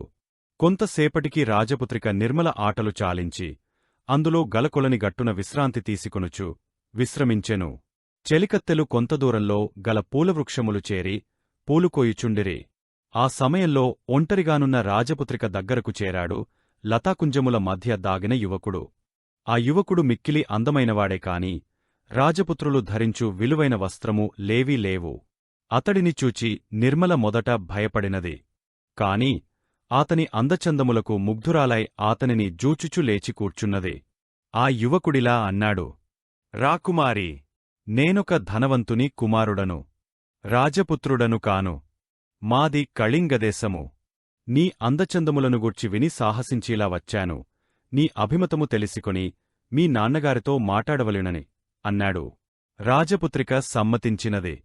ఇంతలో నిర్మల చెలికత్తెలు వచ్చిచున్న సవ్వడి గమనించి రాగమల్లుడు, నిర్మలా! నేను రేపు కలుస్తాను అని పలుకుచూ తాను వచ్చినదారినే మాయమైపోయాడు. రాగమల్లుడు పారిపోవుట యొక చెలికత్తెయు చూచినది. వెంటనే నిర్మల దానిని దగ్గరకు పిలిచి, అల్లరి చేయకు. ఆతడు నాకే వచ్చినాడు. నేనతనిని ప్రేమించాను. అమ్మద్వారా నాన్నగారికి ఈ విషయం చెప్పిస్తాను అన్నది. తర్వాత వారందరూ అంతఃపురం చేరుకొన్నారు. ఇంతలో రాజభవనం క్రింద పెద్ద కోలాహలం బయలుదేరింది. అంతఃపురం నుండి నిర్మల అటు చూచింది. రాగమల్లుని రాజభటులు బంధించినారు. అందువలన కోలాహలం బయలుదేరింది. రాజభవనానికి అనుకునియే ఉద్యానవనముంది. కావున రాగమల్లుడు గోడదుకి పారిపోవుట గమనించి రాజభటులు ఆతనిని బంధించారు. మరునాడు రాజదర్బారులో రాగమల్లుని విచారణ జరిగింది. రాగమల్లుని బంధించిన సేనాధిపతి ఆతనిని గూర్చి ఇలా చెప్పాడు, వీడు చూపులకు మాత్రం అతి సుందరాంగుడు. చేసే పనులను బట్టి మహాక్రూరుడు. వీడు ఊరుకొక పేరుతో చలామణి యగుచున్న దుర్మార్గుడు. వీడి పేరు వీరమల్లుడు. దేశంలో జరిగిన బందిపోటు దొంగతనాలకు, హత్యలకు వీడే కారకుడు. వీనివలన ఎన్నియో కుటుంబాలు నాశనమైనాయి. వీనిని బంధించుటకు రాజభటులు అహోరాత్రులు కష్టపడ్డారు. నిన్నటి దినమున మన రాజభటులు వెంటాడగా మన రాజపుత్రిక ఉద్యానవనమున ప్రవేశించినాడు. భటులు, నేను ఆ ప్రాంతమందే ఉండి తిరిగి వచ్చినప్పుడు బంధించాము. ఈ ద్రోహికి తగిన శిక్ష విధించగోరుచున్నాను అని రాగమల్లుని ముందుకు త్రోశాడు సేనాధిపతి. మహారాజు నిర్ఘాంతపోయాడు. రాత్రి భార్యవల్ల, కూతురువల్ల వాని సంగతి విన్నాడు మహారాజు. ఇటువంటి ద్రోహినా రాజపుత్రిక వరించినది అనుకున్నాడు. దేశద్రోహి, హంతకుడు అయిన ఆ రాగమల్లునికి, వీరమల్లునికి ఉరిశిక్ష విధించాడు మహారాజు. ఈ విషయము నిర్మలకు తెలిసినది. అతడు ఎవడుగాని, వానిని నేను ప్రేమించాను. వానిని క్షమింపుమని తండ్రిని వేడుకుంది. కాని మహారాజు దేశక్షేమమునాలోచించి ఆమె కోరికను తిరస్కరించాడు. రాజభటులు రాగమల్లుని ఉరిదీశారు. ఈ వార్త విన్న నిర్మల విషము తాగ తానుకూడా మరణించింది. మహారాజా, వింటివిగదా నిర్మలా రాగమల్లుల కథ. నిర్మల మరణం వలన కలిగిన స్త్రీహత్యపాతకం ఎవరికి చెందుతుంది? మహారాజుకా అని ప్రశ్నించాడు భేతాళుడు. విక్రమార్కుడు క్షణం ఆలోచించి, భేతాళా, మహారాజుకు ఎందుకు చెందుతుంది? చెందదు. విక్రమజిత్తు తన రాజధర్మమును పాలించినాడు. కుమారిక కోరికనుగూడ తిరస్కరించి తన విధితాను పాలించినాడు. కావున న్యాయంగా ఆలోచిస్తే ఆ పాతకం మహారాజుకు చెందదు. పైపై మెరుగులకు, అందచందాలకు భ్రాంతిపడి యుక్తాయుక్తములు విచారింపక ప్రేమించిన నిర్మలకు తగిన శాస్త్రి ఆమెకు భగవంతుడే విధించినాడు. కావున ఆ పాతకం ఎవ్వరికి చెందదు అని సమాధానమిచ్చాడు. నియమభంగ కారణంగా వెంటనే భేతాళుడు విక్రమార్కుని భుజముపైనుండి ఎగరి వృక్షము చేరుకొన్నాడు. విక్రమార్కుడు తిరిగె వెనుకకు బయలుదేరాడు. శారదా విశ్వదత్తుల కథ. విక్రమార్కుడు తిరిగి చెట్టువద్దకు వచ్చాడు. భేతాళుని బంధించాడు. భుజముపై వేసుకుని సన్యాసి ఆశ్రమానికి బయలుదేరాడు. తప్పించుకొను మార్గము నెరింగిన భేతాళుడు మరల నీకొక కథ నిట్లు చెప్పుట ప్రారంభించాడు. విక్రమార్క మహీపాలా, నీకొక చక్కని కథ చెబుతా. విని నా సందేహానికి తగిన సమాధానమిమ్ము.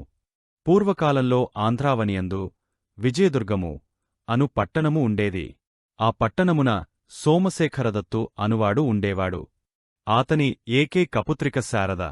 సుగుణాల రాశి, సౌందర్యవతి. సోమశేఖరదత్తు చెల్లెలి కుమారుడు విశ్వదత్తు. విశ్వదత్తుని తల్లి తన అవసానకాలములో తన పుత్రుని సోమశేఖరదత్తుకు అప్పగించి వీడు అనాథుడుగాకుండా పెంచి పెద్దజేసి నీ పుత్రికనిచ్చి వివాహము గావింపుము. ఇదియే నా కడసారి కోరిక అని చెప్పి కళ్ళు మూసింది. సోమశేఖరదత్తు విశ్వదత్తుని తన ఇంటనే ఉంచుకుని పెంచి పెద్దచేశాడు. కాని విశ్వదత్తు పెద్ద అగుచున్న కొద్దీ మొద్దుగా తరచూ అయ్యాడు. చూస్తూ చూస్తూ విద్యలేని సోమరిపోతుకు తన కూతురును ఇవ్వడానికి సోమశేఖరదత్తు మనస్సులో బాధపడ్డాడు. అయినా చెల్లెలుకు తాను ఇచ్చిన వాగ్దానము నిలుపుకొనుటకు, విశ్వదత్తుని విజ్ఞానిగా చేయుటకు అతడు బాగా ఆలోచించాడు. కాశీనగరంలో ఉన్న తన మిత్రునికి ఒక లేఖ వ్రాసి ఇచ్చి విశ్వదత్తుని కాశీనగరం పంపించాడు. సోమశేఖరదత్తు మిత్రుడు చంద్రశేఖర్మ. అతడు మహాపండితుడు. అతని విద్యాబోధనలో విశ్వదత్తు అన్ని విద్యలలోనూ పరిపూర్ణుడైనాడు. అప్పటికి విశ్వదత్తునకు పరిపూర్ణ యౌవనం కూడా వచ్చింది. విశ్వదత్తు గురువుగారి శిక్షణలో మంచి సత్ప్రవర్తనము, వినయ విధేయతలు, లోకజ్ఞానమూ గడించుకొన్నాడు. దుర్వ్యసనాలను దగ్గరకు రానియకుండా మంచి గుణాలను అలవాటు చేసుకొన్నాడు. ఒకనాడు విశ్వదత్తు గురువుగారి అనుమతి పొంది మామగారి ఇంటికి బయలుదేరాడు. అతనితో సహపాచేగు నిరంజనుడు కూడా బయలుదేరాడు. నిరంజన విశ్వదత్తులు విజయదుర్గము చేరుకొన్నారు. 5 ఏండ్ల కాలం తను కాశీనగరంలో ఉండుటవలన విజయదుర్గము వింతగా కనిపించింది విశ్వదత్తుకు. అప్పటిలో ఉండే చిన్న చిన్న ఇల్లు భవనాలు అయినాయి. విధులు విశాలముగా చాలా అందముగా ఉన్నాయి. ఆ వింతలు, పూర్వం విన్న పరిస్థితులు, అప్పటి పరిస్థితులు అన్ని విశ్వదత్తుతోటి సహపాజీగు నిరంజనకు చూపించుచు తీసుకుని రాసాగినాడు విశ్వదత్తు. క్రమముగా మరొక భవనము ముందుకు వచ్చారు. అప్పుడే ఆ భవనము నుండి యొక కన్య వచ్చి ప్రక్క గృహములోనికి వెళ్ళింది. ఆ కన్యసు చూచి నిరంజనుడు ఎంతో మోజుపడినాడు, ప్రేమించినాడు. ఆ కన్య ఎవరో కాదు, విశ్వదత్తునికి కాబోవు భార్య శారద. విశ్వదత్తు మాత్రము ఆమెను చూచిన వెంటనే గుర్తించినాడు. నిరంజనుడు తన కోరిక విశ్వదత్తునికి చెప్పినాడు, ప్రక్కకు పిలిచి. ఎట్లైన తనకు ఆ కన్య లభించునట్లు చేయు మని ప్రార్థించినాడు. ఆ కన్య తనకు లభించని నాడు ఆత్మహత్య చేసుకుందునని కూడా తన తుది నిర్ణయం కూడా వెల్లడించినాడు. విశ్వదత్తుడు, ఈ కన్య నాకు కాబోవు భార్య, నా మేనమామ పుత్రిక అని చెప్పివైచిన ఎట్లుండిడిదో, కాని విశ్వదత్తు మిత్రుని యొక్క ప్రార్థనతో ఆ మాట చెప్పలేకపోయాడు. పైగా నీకా కన్య లభించుట కొరకే ఆమె తల్లిదండ్రులితో మాట్లాడెదను అని వాగ్దానం చేసినాడు. తరువాత విశ్వదత్తు మిత్రునితో ఆ గ్రామమున ఒక ఇంట బస చేసినారు. విశ్వదత్తు మిత్రుని జూచి, మిత్రమా, నేను వచ్చువరకు నీవు ఇక్కడనే యుండుము. మా మామగారి గృహమును ఆనవాలు పట్టలేకున్నాను. ప్రయత్నించి తెలిసికొనివత్తును. అట్లాగే ఆ కన్య యొక్క తల్లిదండ్రులతో కూడా మాటలాడి వచ్చెదను అని చెప్పి తానొకడు అత్తవారి ఇంటికి వచ్చాడు. చాలకులమునకు వచ్చిన అల్లుని చూచి అత్తమామలు కాబోవు భర్తను చూచి శారదయు మిక్కిలి ఆనందించిరి. తరువాత విశ్వదత్తు అత్తమామలను శారదను రహస్యముగా ఒక గదిలోనికి పిలిచి తన మిత్రుని కథ ఎంతయు చెప్పెను. మీరు ఈ విషయమున నిర్లక్ష్యము చేసిన అతడు మరణించును. అందువలన మిత్రుని చంపుకున్న పాపము నాకును బ్రహ్మ హత్యాపాతకము మీకును సంభవింపగలదు. కావున మీరందరును విషయమును త్రోసి పుచ్చకుడు. ఆతడు కూడా సకల విద్యాపరిపూర్ణుడు, బుద్ధిమంతుడు, నాకంటే కూడా విద్యలలో గొప్ప విజ్ఞానము గలవాడు అని అనేక విధముల బోధించి ఎట్టకేలకు వారినందరినీ ఒప్పించినాడు. విశ్వదత్తు అక్కడ నుండి బయలుదేరి తిన్నగా మిత్రుడగు నిరంజనుడు ఉన్న బసకు వచ్చాడు. మిత్రమా, లెమ్ము, నేను ఆ కన్య తల్లిదండ్రులతో మాట్లాడివచ్చాను. వారందరూ ఒప్పుకొన్నారు. వారు నిన్ను చూడవలెనని ఉత్సాహపడుచున్నారు. పెండ్లి ముహూర్తము కూడా నిశ్చయించుకొందాము అని పలికినాడు. నిరంజనుడు ఉత్సాహంతో మిత్రుని వెంట బయలుదేరాడు. సోమశేఖరదత్తు నిరంజనుని చూచినాడు. శారదయు జూచినది. నిరంజనుని రూపురేఖలు, నమ్రత గమనించారు. శారదకు వెంటనే ఒక ఆలోచన కలిగింది. అందుచే ఆమె నిరంజనునితో కొంచెము మాట్లాడవలసియున్నది అని తన కోరికను తెలియపరచెను. అందుకు అందరూ సమ్మతించిరి. వారిద్దరూ ఒక గదిలోనికి పోయరి. ఒక అరగంట సేపటికే వారిద్దరూ మందహాసంతో బయటకు వచ్చారు. నిరంజనుడు గది నుండి బయటకు రాగానే విశ్వదతుని జూచి, మిత్రమా, శారద ద్వారా నాకు అన్ని విషయాలు తెలిసాయి. తద్వారా ఈమె నాకు చెల్లెలు అయినది. చెల్లెలిని పొందువాడు ఎందైనా ఉంటాడా? మరియు ఇంకొక శుభవార్త, ఈ నా చెల్లెలు నిన్ను పరిణయమాడగోరుచున్నది. నా చెల్లెలిని సకల విద్యా విశారదుడవగు నీకు ఇచ్చి వివాహము జరిపించుటకంటే నాకు ఆనందమింకొకటి ఏదియుండును? నా కొర్కెమన్నించి నీ మిత్ర ధర్మమును నిల్పుమని ప్రార్థించెను. విశ్వదత్తుడు జరిగినది గ్రహించెను. శారద సత్యమును వెల్లడించి నిరంజనుని మనస్సును మార్పించే నని గ్రహించెను. తరువాత కొద్ది రోజులకే శారద, విశ్వదత్తుల కళ్యాణము జరిగినది. మహారాజా, వింటివిగదా కథ, ఇందు ఎవరి త్యాగము ఘనమైనది అని భేతాళుడు విక్రమార్కుని ప్రశ్నించెను.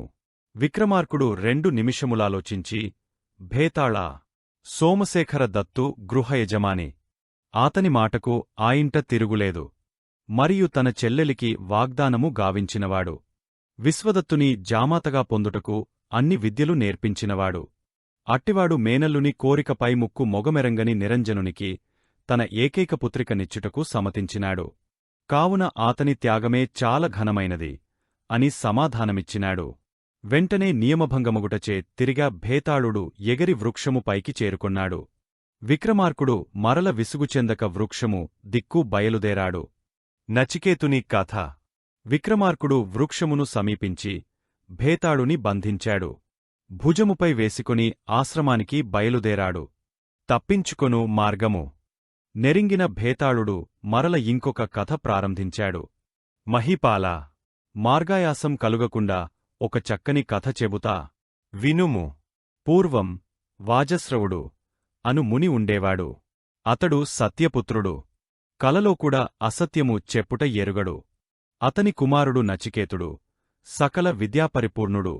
తండ్రివద్దనే విజ్ఞానమును ఆర్జించినాడు. వాజస్రవుడు ఒకప్పుడు విశ్వజిత్తు అనుయాగము చేయుటకు సంకల్పించుకొన్నాడు. ఆ యాగము చేయువారు తమకు ఉన్న దంతయు దానము చేయాలి. చేయకపోతే యాగఫలము దక్కదు, మోక్షము కూడా లభించదు. వాజస్రవుడు దానం చేయునప్పుడు పుత్ర వ్యామోహంతో మంచివి కుమారునికి ఉంచుచు తక్కినవి దానం చేస్తున్నాడు. ఆ మునికి గోసంపద చాలా ఉంది. ఆ గోవులలో పాలు సమృద్ధిగా ఇచ్చు గోవులను కుమారునికి ఉంచుతూ బక్కచిక్కిన వానిని దానము చేయసాగెను. నచికేతుడు ఈ దానములను చూచి మిక్కిలి విచారించాడు. అయ్యో, మా తండ్రి పుత్రవ్యామోహం వల్ల దానంలో కూడా స్వార్థము చూపుతున్నాడు. ఇట్టిదానము వలన సద్గతి ఎట్లు లభించును అని తలంచి తండ్రిని చేరి, నాన్నగారు, మీరు తలపెట్టిన కార్యము చాలా పవిత్రమైనది, మోక్షము నొసగునది. కావున మీరు నాపైగల మమకారం విడిచి మీ కార్యమును కొనసాగింపు డని ప్రార్థించెను. తండ్రి వినలేదు. అతడు యథాప్రకారముగా మిగిలినవానిని దానము చేయుచుండెను. మంచివి ఉంచుచు. కుమారుడు అదిచుచి సహింపలేకపోయాడు. తండ్రి, మీరి వస్తువులు గోవులను విశ్వజిత్తు యాగమునకని మహారాజుల నుండి ఆర్దించి తెచ్చినవేగదా. కాని కొన్నిటిని మీరే సంగ్రహించుచున్నారు. తస్కరులు, అసత్యవాదులు అను పేరుకూడా మీరు ఈ దానాల వల్ల పొందనున్నారు. ఇంతవరకు మన వంశమునదు అన్నుతవాదులు జన్మించలేదు అని మీరే అనేకసార్లు చెప్పియున్నారు. మీ వాక్యంను మీరే విస్మరించుట మంచిది కాదు అని హెచ్చరించాడు. తండ్రి అప్పటికి కూడా వినలేదు. పైగా మిక్కిలి కోపగించాడు. నచికేతుడు ఊరుకోలేదు. ఇంకా ఇలా అన్నాడు, నా మీదగల మమకారము కొద్దీ మీరిట్టి యకృత్యం చేయుచున్నారు. నేనీ దానములను చూడ జాలకొన్నాను. నన్నుకూడా ఎవరికైనా దానమొసంగుడు, అప్పుడు మీరు సర్వసంగ పరిత్యాగులు కాగలరు అన్నాడు. మునికి చాలా కోపం వచ్చింది. దూరం ఆలోచింపక, ఓను, నిన్ను మృత్యుదేవతకు దానం చేస్తాను, పిల్వు మని అన్నాడు. సచికేతుడు సంతోషించాడు. తండ్రి, పిలుచుట ఎందుకు? నేనే స్వయంగా యముని దర్శించెదను. మీరు యాగమును పూర్తిచేసి మోక్షమును పొందుడు అని పలికి యముని దర్శించుటకే తండ్రి యనుమతిని కోరెను. ముని తాను కోపమున అన్న మాటలను మననం చేసికొన్నాడు. అయ్యో, ఎంత పని జరిగినది! యముని వద్దకు పంపకపోతినా అసత్యవాదిని కాగలను. పితృదేవతలు నాపై యలిగ శపింతురు. పంపించినచో ఉన్న ఒక్క కుమారుడు దూరమగుతాడు. ఇక నే జీవించుట ఎట్లు? ఎందుకు? అని కుమారునికి యనుమతినిచ్చుటకు వెనుకాడెను. నచికేతుడు తండ్రి మనస్తాపం గ్రహించి, నాన్నగారు, మీరు అల్పులవలే అవివేకములో మునుగుచున్నారు. ఎన్నిటికేనను ఈ మృత్యువు తప్పునది కాదు. పుట్టుట, గిట్టుట మానవనేజమే కదా. కావున తాము నాపై మమకారమును విడిచిపెట్టుడు. సత్యవాక్పరిపాలనము గావించి యశస్సుగాంచుడు అని ప్రార్థించినాడు. తండ్రి ఆలోచించాడు. ఓను, నా పుత్రుడన్నది నిజమే. ఈ మమకారములన్నీ సత్యవ్రతము కంటే చాలా అల్పములే అని తలంచుకుని కుమారుని ఆశీర్వదించి యమలోకంనకు పంపించాడు. మహారాజా, కథ వింటివిగదా. తండ్రి యొక్క మోక్షమును వాంఛించి యమలోకమేగిన కుమారుడు నచికేతుడు గొప్పవాడా, లేక సత్యశీలమునకే కుమారుని విడనాడిన తండ్రి వాజస్రవుడు గొప్పవాడా అని భేతాళుడు మహారాజును ప్రశ్నించెను. విక్రమార్కుడు ఆలోచించి, భేతాళా, నచికేతుడే గొప్పవాడు. తండ్రికి మాత్రమేగాక తన వంశమునకెల్లా అన్నుతదోషం కల్గకుండా ప్రవర్తించినాడు. ఇట్టి ఉత్తమాదర్శముగల నచికేతుని ఆ యముడు ఎట్లు స్వీకరించినలా మరి? ఆతడు ధర్మదేవత కూడా అని విక్రమార్కుడు తన సందేహమును వెల్లడించెను. సత్యం గ్రహించావు మహారాజా. యముడు నచికేతుని స్వీకరించలేదు. అతని శీలమునకు మెచ్చుకొని ఆత్మస్వరూపం అను ఆత్మజిజ్ఞాసను బోధించి ఆశీర్వదించి తిరిగా ఆతనిని తండ్రియగు వాజస్రవుని వద్దకు పంపివేసెను అని పలుకుచు ఎగిరి వృక్షంను చేరుకొన్నాడు. విక్రమార్కుడు తిరిగి భేతాళుని బంధించి తెచ్చుటకు వెనుకకు మరలినాడు. శంఖచూడుని కథ. పట్టువదలని విక్రమార్కుడు తిరిగివచ్చి భేతాళుని బంధించి పట్టుకొన్నాడు.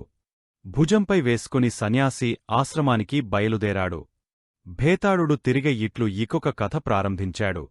మహారాజా, ఈ కథ కూడా ఆలకించి నాయనుమానం తీర్చు. ఆదేమిటంటే, పూర్వం జీమూతకేతువనే విద్యాధర రాజు ఉండేవాడు. ఆతనికి కోరిన కోరికలను తీర్చు కల్పవృక్షం కూడా ఉండేది. ఆ కల్పవృక్ష మహిమ వలన ఆతడు తన రాజ్య ప్రజలకు ఎన్నో శుభములను కలిగించేవాడు. అతని ప్రజలందరూ అతనికి ఎంతో వినయముగా ప్రవర్తించుచుండేవారు. జీమూతకేతువునకు చాలకాలమునకు విష్ణువరప్రసాదమున జీమూతవాహనుడు అను కుమారుడు జన్మించెను. ఆ జీమూతవాహనుడు క్రమక్రమంగా దినదిన ప్రవర్ధమానుడై రాకా సుధాకరుని రీతి వృద్ధి పొందుచు యుక్తవయస్సు గలవాడయ్యెను.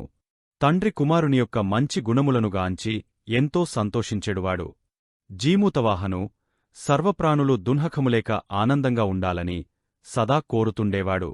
కొంతకాలంనకు జీమూతకేతువు కుమారుడగు జీమూతవాహనునికి విద్యాధరరాజ్యము పట్టాభిషేకము చేసి తపస్సు చేసుకొనుటకు భార్యతో సహా వనంలకు వెళ్ళిపోయాడు. జీమూతవాహనుని యొక్క అహింసా మార్గమును కనిపెట్టిన శత్రు రాజులు కొందరు ఏకమై విద్యాధరరాజ్యంపైకి దండెత్తివచ్చారు. జీమూతవాహనుడు అఖిల శస్త్రాస్త్ర విద్యలయందునూ నిపుణుడే. కాని ప్రాణహింసకు సహించని స్వభావము కలవాడు. అందరూ ఆనందంగా ఉండాలనే కోరిక గలవాడు కావున శత్రువులను జయించు శక్తిగలవాడయ్యను. యుద్ధమునకు పూస్కొనక రాజ్యంను వారికి అప్పగించివేశాడు. కల్పవృక్షమును ప్రార్థించి తన రాజ్య ప్రజలందరికీ సువర్ణమును ప్రసాదింపజేసినాడు. మహామహిమగల యా కల్పవృక్షము జీమూతవాహనుని ప్రార్థన మేరకు ఆతని రాజ్యమెల్లెడల కనకవర్షం కురిపించింది. ప్రజలు ఐశ్వర్యవంతులయ్యారు. కల్పవృక్షం స్వర్గంనకు వెళ్ళిపోయింది. జీమూతవాహనుడు తన పరివారముతో మలయ పర్వత ప్రాంతంనకు చేరుకొన్నాడు. శాంతియుతంగా జీవితం గడుపుకొనుచున్నాడు. ఆ మలయగరి ప్రాంతమంతయు విశ్వావసు అను సిద్ధునికి చెందినది. విశ్వావసునకు మిత్రావసువు అను కుమారుడును మలయవతి అను కుమారితయు నుండిరి. మలయగరి ప్రాంతమందే చిన్న ఆశ్రమమేర్పరచుకుని యున్న జీమూతవాహనుకి మిత్రావసువునకు స్నేహం ఏర్పడినది. ఆ స్నేహం క్రమక్రమంగా వృద్ధి చెందినది. అది కారణంగా కొన్ని రోజులకు మిత్రావసువు తండ్రిని ఒప్పించి తన చెల్లెలను మలయవతి నీ జీమూతవాహనుకి ఇచ్చి వివాహం గావించాడు. మలయవతి గౌరీదేవి భక్తురాలు. సదా పార్వతీదేవిని ప్రార్థించెడిది. గౌరీదేవికి నిత్యపూజలు జరిపి నైవేద్యం పెట్టినగాని తాను భుజించెడిది కాదు. పార్వతీదేవియు మలయవతిని అనేక విధములు కంటికి రెప్పవలె కాచి కాపాడు చుండెడిది. బావమరదులు మిత్రావసువు జీమూతవాహనులు ఒకనాడు సాయంకాలం షికారుగా బయలుదేరిమలయగరి సానువుల మీదికి వచ్చిరి. అచ్చట జీమూతవాహనునికి ఒక ఎముకల రాసి మిలమిల మెరయుచు వెండిపర గప్పిన దానివలె కనిపించింది. దానిని జూచి జీమూతవాహనుడు, బావా, ఆ ఎముకల రాసి మేమిటి? అంత పెద్ద ఎత్తున పడియున్నది. అది ఏమిటో, ఎందులకిట్లున్నదో తెలియునా? ఈ రాసి ఎంతయు నాగుల, పాముల యొక్క ఎముకలవలెనే కనిపించుచున్నది అని ప్రశ్నించెను. మిత్రావసువు ఆ మాటలాలకించి, బావా, అది యొక్క పెద్ద కథ. గరుత్మంతుని క్రోధానికి ఆహుతియైన నాగుల యొక్క ఎముకల రాశియే అది అని పలికెను. నీకు తెలిసినంతవరకు ఆ కథ వినిపించు బావా అని జీమూతవాహనుడు అడిగాడు. మిత్రావసువు ఆ సర్వరాశి యొక్క కథ ఇలా వివరించాడు. మిత్రావసువు చెప్పిన నాగసంతతి కథ.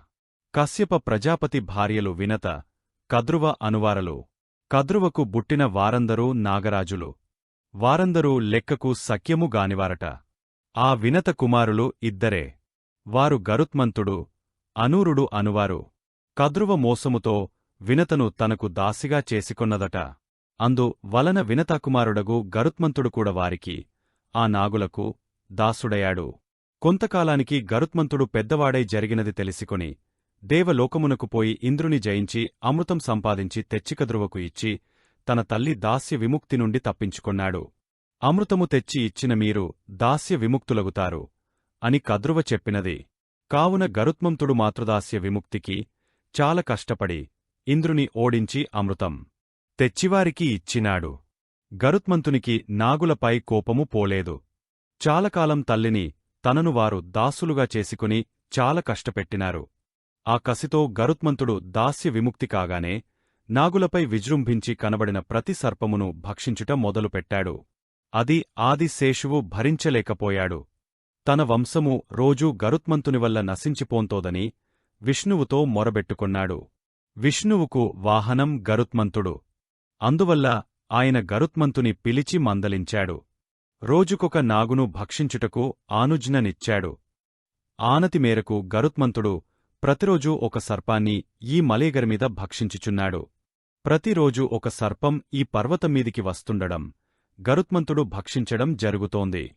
అలా గరుత్మంతుడు భుజించిన సర్పముల యొక్క ఎముకలే ఆ ఎముకరాశి అని తెలియజేశాడు మిత్రావసువు. ఆ సమయంలోనే గరుత్మంతున కాహారముగా పంపబడ్డ సంఖచుడు డను నాగము అక్కడకు వచ్చాడు. అతని తల్లి కుమారునికే దున్హకించుచు వచ్చినది. ఆ దృశ్యము కరుణామయుడగు జీమూతవాహనుని కంటబడగానే ఎంతయో బాధపడినాడు.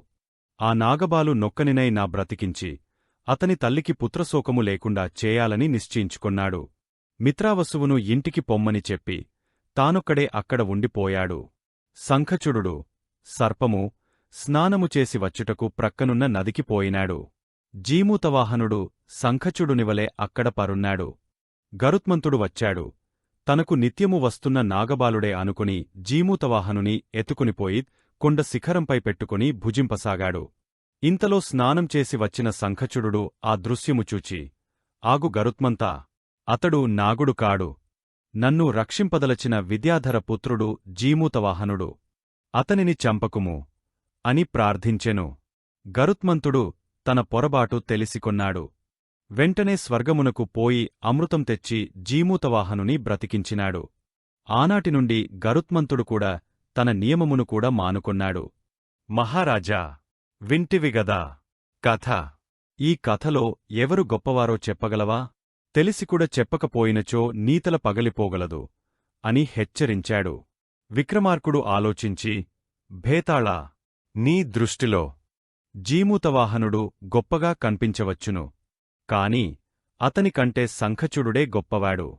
శంఖచూడుడు తన ప్రాణం దక్కినందుకు సంతోషించక జీమూతవాహనునికే ప్రాకులాడాడు. యథార్థమును చెప్పాడు. జీమూతవాహనునికి ప్రాణము నిలిపాడు అని పలికాడు. ఈ విధంగా మౌనభంగం కావడంతో భేతాళుడు తుర్రుమని ఎగరి చెట్టు పైకి చేరాడు. విక్రమార్కుడు తిరిగి భేతాళుని బంధించుటకు వృక్షముదిక్కుకు బయలుదేరాడు. సత్యశీలుని కథ. విక్రమార్కుడు మరల భేతాళుని తనకేవసము చేసుకొన్నాడు. భుజముపై వేసుకుని బయలుదేరాడు. తప్పించుకునే మార్గం తెలిసిన భేతాళుడు మరల ఇంకొక కథనిట్లు ప్రారంభించాడు. మహారాజా, నీకు మార్గాయాసం, బరువు తెలియనట్లుగా ఒక కథ చెబుతా విను. పూర్వం ఒక గ్రామంలో సత్యశీలుడు అనే ఒక కోమటి ఉండేవాడు. అతడు మిక్కిలి పేదవాడు. అందువలన రకరకాలైన తినుబండారములను తయారుచేసి పక్క గ్రామాలకు పోయి అమ్ముకొనేవాడు. ఆ విధంగా వచ్చిన ఆదాయముతో కుటుంబాన్ని పోషించుకొనేవాడు. ఒకనాడు మామూలుగా సత్యశీలుడు పదార్థాలను తయారుచేసుకుని ఒక పళ్ళెములో నుంచుకుని ప్రక్క గ్రామానికి బయలుదేరాడు. సత్యశీలుడు గ్రామానికి, ప్రక్క గ్రామాలకి మధ్య చిన్న చిట్టడవి ఉంది. జనసంచారం అంత ఎక్కువగా కూడా ఉండదు. అప్పుడప్పుడు మృగాలు చూడ తిరుగుతుంటాయి. అయినా పొట్టకుడికే సత్యశీలుడు నిత్యమూ అటే వెడుతూ ఉండేవాడు, దైవమీద భారం వేసి. క్రమంగా సత్యశీలుడు చిట్టడివి మధ్య భాగానికి వచ్చాడు. అప్పుడు అతనికి ఎదురుగా ఒక సింహం వచ్చుట కనిపించింది. సత్యశీలుడు సింహాన్ని చూచి భయముతో గజగజ వణికిపోయాడు. ఏమి చేయాలో తోచక అలాగే నిలబడిపోయాడు. సత్యశీలుని అదృష్టం బాగుంది. కాబట్టి ఆ వచ్చిన సింహం సత్యశీలుని పరిస్థితి గమనించి దగ్గరకు వచ్చి, భయపడకు, నిన్నేమీ చేయను, పోయి హాయిగా జీవించు అంది. సింహం మాటలకు సత్యశీలుడెంతయో ఆనందించాడు. మహాత్మా, నీవు ఈ రూపంతో వచ్చిన దేవతవు. నాకు ప్రాణదానం గావించి నా కుటుంబాన్ని రక్షించావు. ఇట్టి దయామతివైన నీకు ఏమిచ్చినను తక్కువయే. కాని నేను నీకిచ్చునంతటి సామర్థ్యము లేనివాడను. ఇవిగో, ఈ పదార్థములను భుజించి నాకు సంతోషం కలిగించుమని ప్రార్థించాడు. సింహం వాని బుద్ధికి మెచ్చుకుంది. ఆ ఫలహారాలను భుజించింది.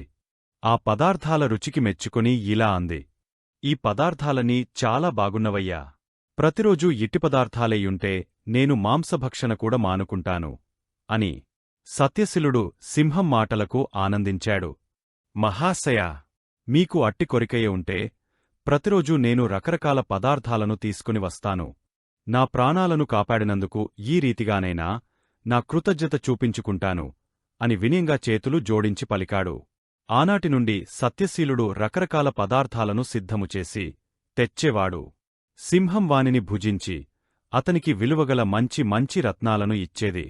సత్యశీలుడు ఆ రత్నాలతో క్రమేపీ గొప్ప ధనవంతుడయాడు. అయినా తన సేవను మరచిపోలేదు. ప్రతిదినమూ సింహానికి పదార్థాలు తయారుచేసి భుజింపజేసేవాడు. కొన్నాళ్ళు గడించాయి. సత్యశీలుడు సింహము స్నేహంగా ఉండడం, సింహం జంతుహింస మానడము సింహము యొక్క అనుచరులగు కాకికి, నక్కకు ఇష్టం కాలేదు. ఆ రెండూ ఆలోచించుకుని సింహానికి దుర్బోధ చేసేవి. ప్రభూ, సత్యశీలుడు మీరనుకున్నట్లు మంచివాడు కాదనట్లు మాకు తెలిసింది.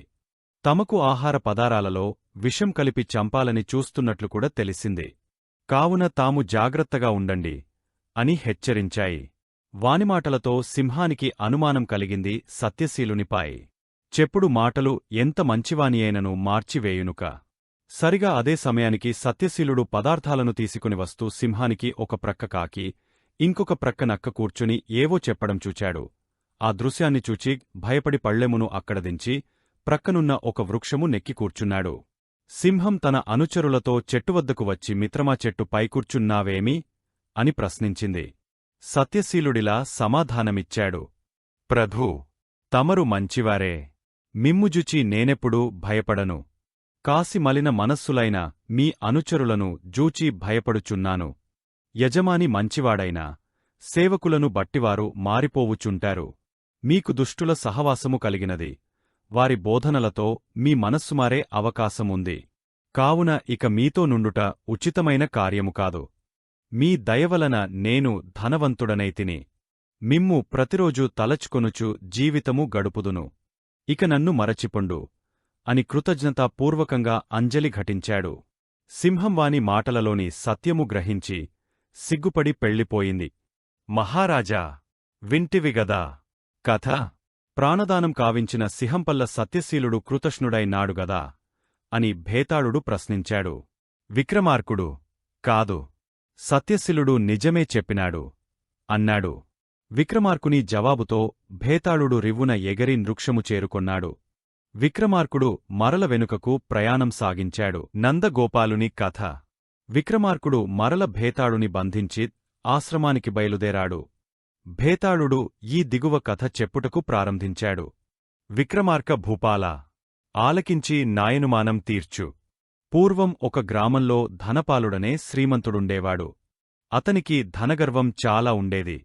తానే ఆ గ్రామానికి ధనవంతుడగుటవల్ల లోకంలోనే తనకంటే గొప్పవాడు లేడని భ్రమించేవాడు.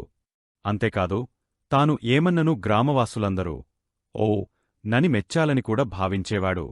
ఇట్టి గర్వముతో అతడు చిన్నా పెద్ద అను తారతమ్యం లేకుండా అందరినీ ఏదో విధంగా అవమానించేవాడు. కవినిగాని, పండితునిగాని, గాయకునిగాని మర్యాదగా చూడక ఆక్షేపించేవాడు. వారుకూడా గ్రామానికి అతడే చాలా ధనవంతుడు కాబట్టి అతని శ్రీమంతానికి భయపడి ఏమీ అనేవారుకారు. ధనపాలుడు ఎక్కడికి వెళ్ళినా పల్లకినెక్కి వెళ్లేవాడు. కారణమేమంటే అతనికి ఒక కాలు లేదు. కర్రకాలు ఆధారంగా ఇంట్లో నడిచేవాడు. ఒకనాడు ధనపాలుడు పల్లకిమీద ప్రక్క గ్రామానికి బయలుదేరాడు. గ్రామం చివర ఒక పచ్చని పచ్చిక మైదానముంది. అక్కడ ఒక గొల్లపిల్లవాడు ఆలమందను, గొర్రెలను మేపుకుంటున్నాడు. వాని పేరు నందగోపాలుడు. పశువులు దూరంగా మేత మేస్తున్నవి. గొర్రెలు, మేకలు ఆ పిల్లవానికి సమీపమందే గడ్డిమేస్తున్నాయి. నందగోపాలుడు ఒక చెట్టు క్రింద కూర్చుండి హాయిగా పాడుకుంటున్నాడు. దినకుల మాణి నాయనా, శ్రీరమణ అని ఎంతో శ్రావ్యంగా వినిపించే ఆ పాటలు విని ధనపాలకుడు పల్లకిని ఆపించి పాట శాంతంగా ఆలకించాడు. ఎంతో ఆనందంతో పరవశమైపోయాడు. తరువాత నందగోపాలుని పిలిచి, రేపు మా గృహానికి రారాంబాయి, మంచిగా పాడినావు. ఇంటిలోని వారుకూడా ఆనందిస్తారు. నీకు మంచి ఇనాము ఇస్తా నని అన్నాడు ధనపాలుడు. మరునాడు నందగోపాలుడు తనకున్న మంచి దుస్తులలో మంచిదానిని ఎన్నుకొని ఆ వస్త్రములను గట్టుకుని శ్రీమంతుని ఇంటికి వెళ్లాడు. అప్పటికే శ్రీమంతుని భవనంలో ఒక హాలులో చాలామంది కూర్చునియున్నారు. నందగోపాలుడు వారందరను చూచి మొదట భయపడినాడుగాని తరువాత ధైర్యము తెచ్చుకొన్నాడు. నందగోపాలుడు తనకు వచ్చిన పాటల సన్నిటినీ శ్రావ్యముగా లయబద్ధంగా పాడినాడు. అందరూ చాలా సంతోషించారు. శ్రీమంతుడు చాలా ఆనందించాడు. ఒక పళ్ళెరంలో బట్టలు, రూపాయలు మొదలైనవి ఉంచి ఆ పిల్లవానికి బహూకరించాడు. పిల్లవాడు ఆనందంతో స్వీకరించాడు. శ్రీమంతుడు ఆ ధనపాలునికి తన అలవాటు పోలేదు. అతడు నందగోపాలుని చూచి, నిన్ను ఎంత చక్కగా వరించిందిరా ఆ సరస్వతీదేవి. ఆ సరస్వతికి కన్నులు లేవురా. ఉంటే నీవంటి నిర్భాగ్యుని వరించకుండా ఉండేది అన్నాడు. నందగోపాలుని హృదయం చివుక్కుమంది. ఆనందమంతా మాయమైపోయింది. ఆ స్థానంలో కోపం బయలుదేరింది. దొరగారు చెప్పిన మాటలు నిజమో కాదో తెలియదుగాని లక్ష్మీదేవి మాత్రం పూర్తిగా గ్రుడ్డిదిదొరా అన్నాడు. అదెలారా అని ప్రశ్నించాడు శ్రీమంతుడు.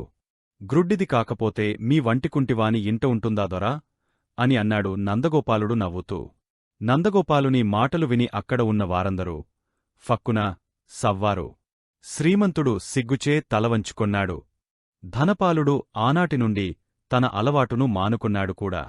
విక్రమార్క భూపాల, వింటివిగదా శ్రీమంతుడు 10 మంది ధనవంతుల ముందు నందగోపాలుని గౌరవించాడు. ఆ గౌరవాన్ని పాటించకుండా నందగోపాలుడు శ్రీమంతుని అవమానించాడు. ఇది నందగోపాలుని అవివేకము కాదా అని ప్రశ్నించాడు భేతాళుడు. వెంటనే విక్రమార్కుడు, కాదు, ధనగర్వము వల్ల విర్రవీగేవారి కందరకు తగిన నీతి బోధించాడు. గొల్లపిల్లవాడైనా అభిమానం గలవారన్ని కుటుంబాలలోనూ ఉంటారు అను సత్యాన్నిగూడ వెల్లడి చేశాడు నందగోపాలుడు అని సమాధానమిచ్చాడు. ఈ విధంగా నియమ భంగమైనందునల్లా భేతాళుడు తిరిగ వృక్షంపైకి చేరాడు. విక్రమార్కుడు మరల భేతాళుని బంధించుటకే వెనుకకు బయలుదేరాడు. గంగాధరుని కథ. విక్రమార్కుడు విసుగుచెందక మరల వృక్షం చేరుకున్నాడు. భేతాళుని బంధించి భుజముపై నిడుకొని ఆశ్రమానికి బయలుదేరాడు. విక్రమార్కుని సహనం పరీక్షింపగోరిన భేతాళుడు ఇంకొక కథ విట్లు ప్రారంభించినాడు. పూర్వం కళింగదేశమందలి పువ్వాడ గ్రామంలో గంగాధరుడు అనే రైతు ఉండేవాడు. అతనికి పాడిపంటలు విశేషంగా ఉండేవి. అందువలన అతని ఇంట కోళ్లు, కుక్కలు, ఆవులు, బర్రెలు ఎక్కువగా ఉండేవి. గంగాధరునికి యోగులు, యతులు, మునీశ్వరులు అంటే చాలా ఇష్టం. అట్టివారు తమ గ్రామం వచ్చినప్పుడు గంగాధరుడు వారిని తన ఇంటికి ఆహ్వానించేవాడు. వారికి సకల సదుపాయాలు చేసి వారి ఉపదేశాలను వింటుండేవాడు. ఒకసారి ఒక మహాయోగి గంగాధరుని ఇంటిలో ఉన్నప్పుడు ఆయనకు చాలా గౌరవంతో గంగాధరుడు పూజాదులు నిర్వర్తించి సేవ చేశాడు. ఆ మహాయోగి గంగాధరుని సేవలకు సంతసించాడు. తాను వెళ్ళునప్పుడు ఒక దివ్యమంత్రాన్ని గంగాధరునికి ఉపదేశించాడు. ఆ మంత్ర ప్రభావం ఏమిటంటే పశువులుగాని, పక్షులుగాని, కీటకములుగాని ఏమి మాటలాడుకునేది అవుతుంది.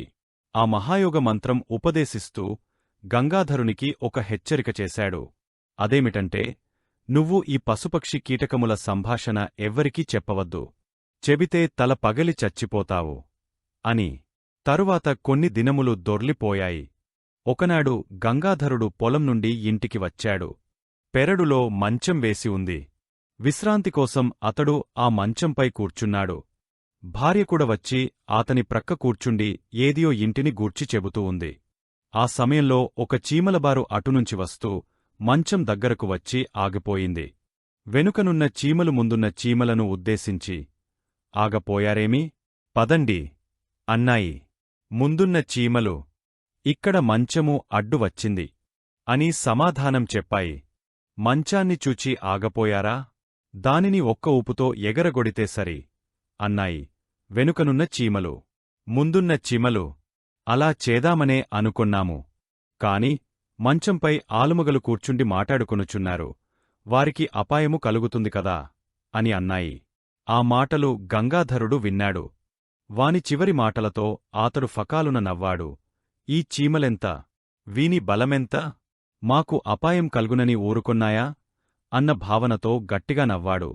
గంగాధరుని భార్య భర్తను చూచి, ఆ నవ్వు ఏమిటి? నా మాటలు మీకంత నవ్వులాటగా ఉందా అని కారణం చెప్పు మని మంకుపట్టు పట్టింది. గంగాధరుడు తాను నవ్విన కారణం చెబితే మరణిస్తాడు. అందువలన నీ ప్రశ్నకు నేను నవ్వలేదు. వేరే ఇంకొక కారణము వల్ల నవ్వు వచ్చింది అని చెప్పాడు. కాని ఆతని ఇల్లాలు తన మంకుపట్టు విడిచిపెట్టలేదు. ఆ సంగతి ఏమిటో చెప్పేవరకు భోజనం కూడా చేయనని భీష్మించి కూర్చున్నది. 3 రోజులు గతించాయి. ఇల్లాలు నోట మంచినీళ్లు కూడా పోసుకోలేదు. ఆలుమగల మధ్య ఈ రహస్యలేమిటి? చెప్పాలి, నేను భోజనం చేయాలి అని మొండిపట్టు పట్టింది. గంగాధరునికి ఏమీ తోచలేదు. అదేమిటో చెప్పకూడదటయ్యా అని బంధువులు కూడా గంగాధరునే మందలించసాగారు. అసలు సంగతి చెబితే మరణం తప్పదు, ఈ సంగతి వీళ్లకు ఏమి తెలుస్తుంది అని సరిపెట్టుకున్నాడుగాని భార్యను చూచి బాధపడసాగాడు. 4వ రోజు ఉదయం గంగాధరుడు ముఖం కడుగుకొనుచున్నాడు. సమీపంలో ఒక కోడిపుంజు చలచిత్తముతో కంటికి కనిపించిన ప్రతి ఆడకోడితోనూ సరసాలాడుచు సంతోషంతో తిరుగుతూ ఉంది. అది చూచి ఆ ఇంటిలోని కుక్క కోడితో ఇలా అంది, ఏమిటోయ్ నీ ఆనందం? మన యజమాని 3 రోజుల నుండి విచారంగా ఉన్నాడు. పెళ్ళాం తిండి తినడం లేదని, అదేమీ నీవు పట్టించుకోవడమే లేదు. నీ సంతోషమే నీది. అతని సుఖము చూడాలి మనం. కాని యజమాని విచారంగా ఉంటే మనం ఇలా కులకడం మంచిది కాదు అని హితబోధ చేసింది. ఆ మాటలు విన్న కోడిపుంజుకు సౌరుషం వచ్చింది. ఎందుకు మంచిది కాదు? యజమాని చేతకానివాడైనప్పుడు మనమెందుకు జాలిపడాలి? మగవాడై పుట్టాడు, ఆడదానివలే బాధపడుతున్నాడు. మగవానికి ఆడదానికి చెప్పరాని విషయాలు ఎన్నో ఉంటాయి. అవి ఆమె ఎందుకు అడగాలి? ఈయన ఎందుకు ఊరుకోవాలి? అవి నీకు చెప్పరానివని నయంతో చెప్పినప్పుడు వినని ఆ ఇల్లాలు 4 అంటించితే మరల ఆ మాట అడుగుతుందా? ఆడదానిని నెత్తిమీదకు ఎక్కించుకుంటే ఇలాగే బాధపడాలి. పురుషత్వం లేని వాళ్లగతి చూస్తూ మనం సానుభూతితో మసలడమే మంచిది కాదు అని సమాధానమిచ్చి తన సంబరంలో మునిగిపోయింది. గంగాధరుడు ఆ మాటలు విన్నాడు. నిజమే అనుకొన్నాడు. కోడి పుంజు చెప్పినట్లే చేశాడు. ఆ ఇల్లాలు తన జన్మలో ఆ నవ్వు గురించి అడగనేలేదు. విన్నావా మహారాజా, గంగాధరుని కథ? పాపము, కోడిపుంజు వలన ఆ ఇంటి యజమానురాలు అనవసరంగా తన్నులు తినవలసి వచ్చింది అన్నాడు భేతాళుడు. అనవసరం కాదు, అవసరమే. ఆడదానికి అంతమంకుపట్టు పనికిరాదు. ఎందుకు చెబుతున్నారో విని నిదానంగా ఆలోచించుకోవాలి. యుక్తాయుక్తములు గమనించని వారందరూ ఇలాగే అవమానం చెందుతారు అన్నాడు విక్రమార్కుడు. విక్రమార్కుని మాటలతో నియమభంగమైనందున భేతాళుడు ఎగిరిపోయాడు చెట్టుమీదికి.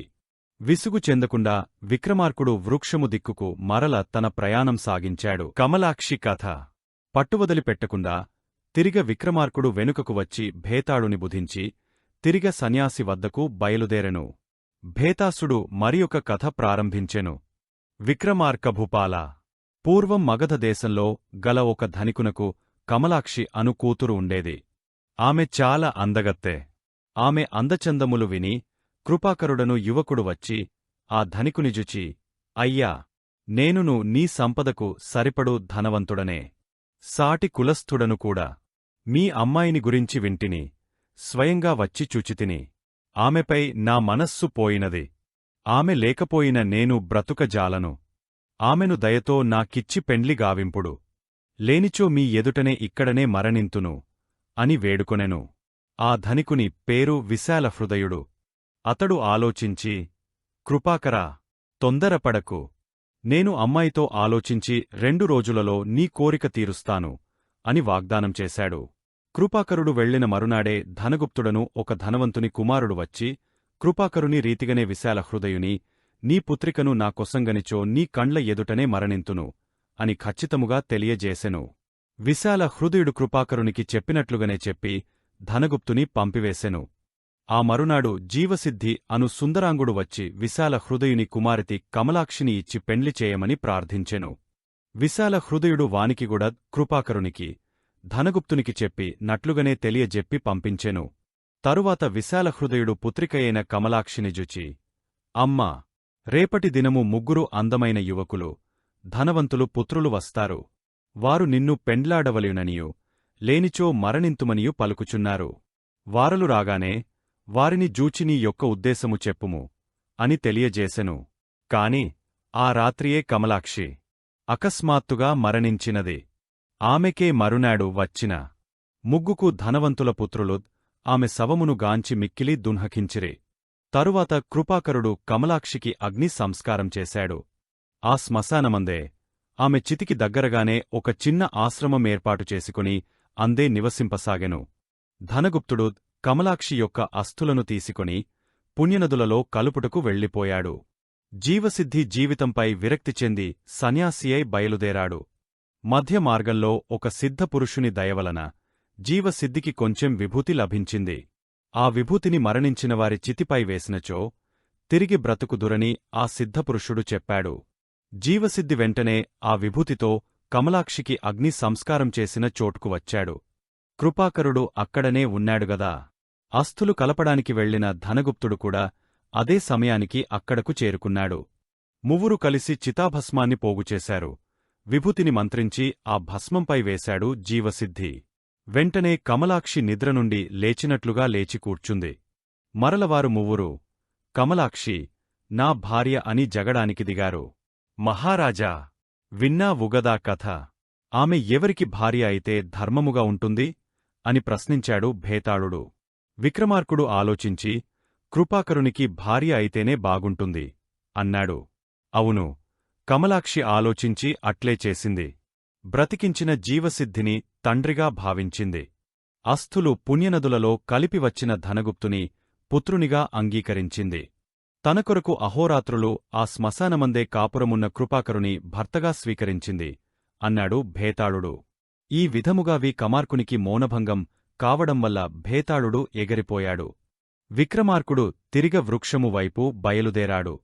సన్యాసి ధీరేంద్రుల కథ. మరల విక్రమార్కుడు భేతాళుని బంధించి భుజములపై వేసుకుని సన్యాసివద్దకు బయలుదేరాడు. కాని భేతారుడు ఊరుకోలేదు. ఇంకొక కథ ఇలా ప్రారంభించినాడు. మహారాజా, పూర్వము కాంభోజ నగరాన్ని వీరేంద్రసింహుడనే రాజు పరిపాలించేవాడు. అతని కుమారుడు ధీరేంద్రుడు. ధీరేంద్రుడు చిన్నతనము నుండియు అనేక విద్యలు నేర్చుకొన్నాడు.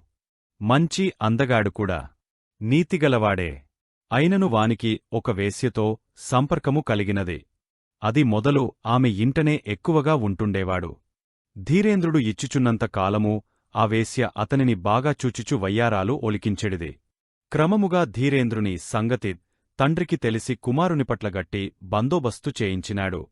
అందువల్ల కోటలో అతనికి ఒక్కోరుకగూడ కోశాధికారి ఇచ్చేవాడు కాడు. అయినను ధీరేంద్రుడు వేశ్యకు ధనము తెచ్చి ఇచ్చేవాడు. ఆ ధనం ఎలాగు తెచ్చేవాడో తెలుసా? మిత్రుల వద్ద అబద్ధాలు చెప్పి తెచ్చేవాడు. రాజపుత్రుడు గదా అని వారు ఇచ్చేవారు. అదెంతకాలం సాగుతుంది? నెలరోజులకే వారికి విసుగు పుట్టింది. ఇవ్వడం మానివేశారు. ముఖం చూపించడము కూడా మానుకున్నారు. ధనము తెచ్చి ఇవ్వడం లేదని ఆ వేశ్య అతనిని ఇంటికి రానియక తరిమివేసినది. ఇంకొక ధనవంతునితో కులుకసాగినది. ధీరేంద్రుడు కోపము నణచుకొనలేక యుక్తాయుక్తములు మరచి ఆ ధనవంతునితో జగడము పెట్టుకొన్నాడు. ధనవంతునికి కానిపని లోకములో ఉందా? అతడు కొంతమంది రౌడీలను పురమాయించినాడు. వారు ధీరేంద్రుడు ఒంటరిగా వెడుతున్న సమయంలో బాగా కొట్టి ఒక అడవిలో పారవేసినారు. ఆ అడవి ఆ నగరానికి చాలా దూరం. ధీరేంద్రుడు తిరిగరాడని, ఏ జంతువులో వానిని చంపివేయునని తమమీద ఎవరికీ అనుమానముండదని ఆ రౌడీలు భావించి అలా దూరంలో గల అడవిలో పారవేశారు. కాని ధీరేంద్రుని అదృష్టం బాగుంది. ఒక సిద్ధుడు అటుపోతూ ధీరేంద్రుని చూచి జాలిపడి తన ఆశ్రమానికి తీసుకొనిపోయినాడు. కొద్ది రోజులకే ధీరేంద్రుడు ఆరోగ్యవంతుడయ్యాడు. ఒకనాడు సిద్ధుడు ధీరేంద్రుని కథ అంతా విన్నాడు. వీనికి కామేచ్ఛ ఎక్కువగా ఉన్నది. వీని కామం తగ్గనగాని వీడు సరియైన దారికి రాడు అని నిశ్చయించుకొన్నాడు. వెంటనే సిద్ధుడు తన యొక్క విద్యాప్రభావం ప్రదర్శించినాడు. ఆ ప్రభావం వల్ల అక్కడ ఒక దివ్యమైన సౌధము, అందు దాసదాసిజనము భుజించుటకు తగిన షడ్రసోపేతమైన పదార్థములు, ధీరేంద్రుడు ఊహించినట్టి రంభను మించిన సుందరంగా ఏర్పడినది. ఆ విధముగా ధీరేంద్రుడు కొన్నాళ్లు దివ్యభోగములు అనుభవించాడు. నెలరోజుల తరువాత సిద్ధుడు తన మాయావిద్యను ఉపసంహరించాడు. అందువల్ల అవి అన్నీ మాయమమ్యాయి. యథాప్రకారంగా అడవియే కనిపించింది. అంగనాసంభోగానికి, రాజాధిరాజులకు కూడా జరగని సుఖజీవితానికి అలవాటుపడిన ధీరేంద్రుడు ఒక్కసారిగా అధోలోకములో పడిపోయినట్లయినాడు. సిద్ధుని ప్రార్థించినాడు. సిద్ధుడు కరుణించినాడు. మరల తన విద్యాప్రభావము ప్రయోగించి ధీరేంద్రుని ముచ్చట తీర్చాడు. సిద్ధుడు ఒకనాడు ధీరేంద్రుని పిలిచి, నాయనా, ఇక నీ విషయ వాంఛలను విడిచిపెట్టు. మీ రాజ్యమునకు పోయి హాయిగా నుండుము అని హితోపదేశం చేశాడు. కాని ధీరేంద్రుడు వినలేదు. ఇక కొద్ది రోజులు నాకు ఈ ఆనందాన్ని ప్రసాదించుడు. తరువాత నేనే వచ్చి విన్నవించుకుందును. అప్పుడు మీ విద్య ఉపసంహరించుడు అని ప్రార్థించెను. సిద్ధుడు సమ్మతించి పోయి తన ఆశ్రమంలో తపస్సు చేసుకొనుచుండెను. తరువాత ధీరేంద్రుడు క్రూరేంద్రుడైనాడు. ఈ సిద్ధుడు మరల ఒక నెల రోజులకే వచ్చి పొమ్మనును.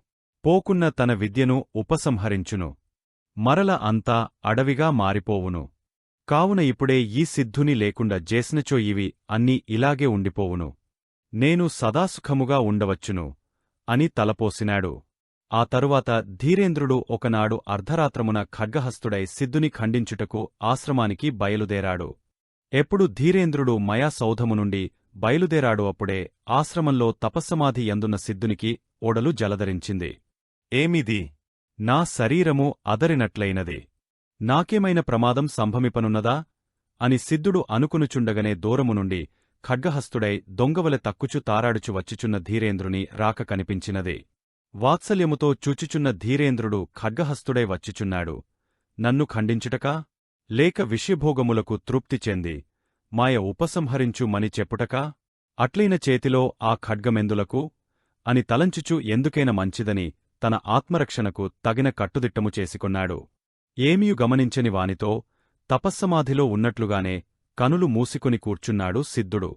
ధీరేంద్రుడు ఆశ్రమంలోనికి దూరినాడు. సిద్ధుడు మహాతపస్స మాధిలో ఉన్నాడు. చుట్టుప్రక్కల ఎవ్వరూ లేరు. తను ఈ పని చేసినట్లు ఎవ్వరూ అనుమానించరు. ఇంతకంటే మంచి సమయం దొరకదు అని నిశ్చయించుకొని సిద్ధుని ఖండించుటకే కరవాలమును పైకి ఎత్తెను. కాని ఎత్తిన కత్తి ఎత్తినట్లే యుండిపోయినది. శిలాప్రతిమవలే ధీరేంద్రుడు నిలబడిపోయాడు. ఎటూ కదలలేక విలవిలలాడిపోతున్నాడు. సిద్ధుడు కన్నులు విప్పాడు. అతనిని జూచి సిద్ధుడు కోపము ఆపుకోలేకపోయాడు. క్రూరాత్మా!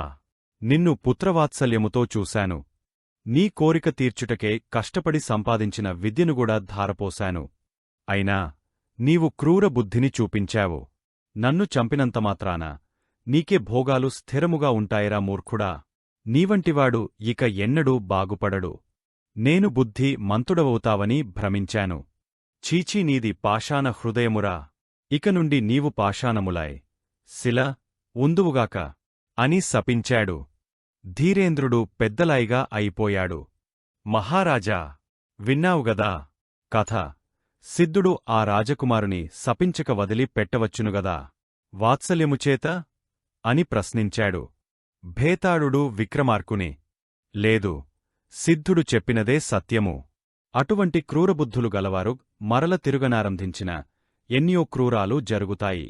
రాయిలా పడివుంటేనే లోకం బాగుపడుతుంది. అందుకే సిద్ధుడు అటువంటి శిక్ష వేశాడు అన్నాడు విక్రమార్కుడు. ఈ విధంగా మోసభంగ మగుటచే భేతాళుడు రివ్వున ఎగరి వృక్షము చేరుకొన్నాడు. విసుగుచెందని విక్రమార్కుడు తిరిగా వృక్షమువైపు పయనించాడు. వేదశర్మ కథ. విక్రమార్కుడు తిరిగే భేతాళుని బంధించినాడు. భుజముపై వేసుకొని వస్తుండగా భేతాళుడు ఇంకొక కథ ప్రారంభించినాడు. విక్రమార్క మహీపాల. పూర్వం వింధ్యారణ్య ప్రాంతములో ఒక గ్రామంలో వేదశర్మ అను బ్రాహ్మణుడు ఉండేవాడు. అతడు ఆ చుట్టుపట్లగల గ్రామాలలోని వారికి తిథివార, నక్షత్ర ఫలితాలను చెప్పుచువారిచ్చు పప్పు బియ్యములతో తన కుటుంబాన్ని పోషించుకొనేవాడు. వేదశర్మ భార్య సుశీల. వారికి చాలా కాలానికి ఒక పుత్రుడు పుట్టాడు. ఆ బాలునివారు చాలా గారాబంతో పెంచుకొనేవారు. క్రమంగా ఆ బాలుడు అంబాడడు నుంచి తప్పటడుగులు వేసే ప్రాయానికి వచ్చాడు. అనగా 2వ ఏడు వచ్చింది బాలునికి. వేదశర్మ ప్రతిరోజూ ఆయవారానికి ప్రక్క గ్రామాలకు పోయి తాను సంపాదించిన వానితో సంతుష్టిగా హాయిగా తన కుటుంబాన్ని పోషించుకొనేవాడు. ఒకనాడు వేదశర్మ ప్రక్క గ్రామాలకు పోయి తిరిగి తన గ్రామానికి వస్తుండగా కనుచికటి ప్రారంభమైంది. అయినా వేదశర్మ ఇంటికి పోయినగాని మరునాటికి తిండి ఉండదు. తోడుకోసం కొంతసేపు ఎదురుచూశాడు. ఎవ్వరు వస్తున్న జాడ కనిపించలేదు. అందువల్ల దైవంపై భారం వేసి బయలుదేరాడు. అలా వస్తున్న వేదశర్మకు ఒక బ్రహ్మరాక్షసి ఎదురై ఇలా అంది. నరుడా! నరమాంసం కొరకు ఈ అడవి అంతా గాలిస్తూ వస్తున్నాను. నా శ్రమ ఫలించింది అంటూ వికటంగా నవ్వుతూ అతనిమీదికి వచ్చింది. వేదశర్మకు ఆ రాక్షసిని చూడగానేపై ప్రాణాలుపైనే ఎగరిపోయాయి. భయంతో గడగడ వణికిపోతూ ఇలా అన్నాడు. రాక్షసరాజా! నీకు చిక్కినవాణ్ణి నీకు కాకుండా ఎక్కడికి పోతాను? అయినా నా కడసారి కోర్కెను దీర్చుట నీ ధర్మము అని. రక్కసుడు ఆలోచించి సరే, ఏమిటి అది వివరించు అన్నాడు. ముందుగా నాకు వాగ్దానం గావించు అని చేయిసాచాడు బ్రాహ్మణుడు. రాక్షసుడు బ్రాహ్మణుని ఎగాదిగజూచి నీ ప్రాణములు తక్క ఏదైనా నీ కోరిక నెరవేరుస్తాను అని చేతిలో చేయివేశాడు. రాక్షసరాజా! మా ఇల్లు చాలా దగ్గరగానే ఉంది. నాకు లేక కలిగిన 2 ఏండ్ల పుత్రుడు ఉన్నాడు. భార్య సుశీల ఉంది. ఇంక మా ఇంట ఎవ్వరూ లేరు. ఒకసారి వారిని చూచి వస్తాను. వారికి తగిన నీడ అంటే మా బంధువుల ఇంటికి పొమ్మని చెప్పివస్తాను. నా భార్య మహాసాధ్వి, నా మాట మన్నిస్తుంది. నేను తెల్లవారకుండగనే వచ్చి నీకు ఆహారమవుతాను అని విన్నవించుకొన్నాడు.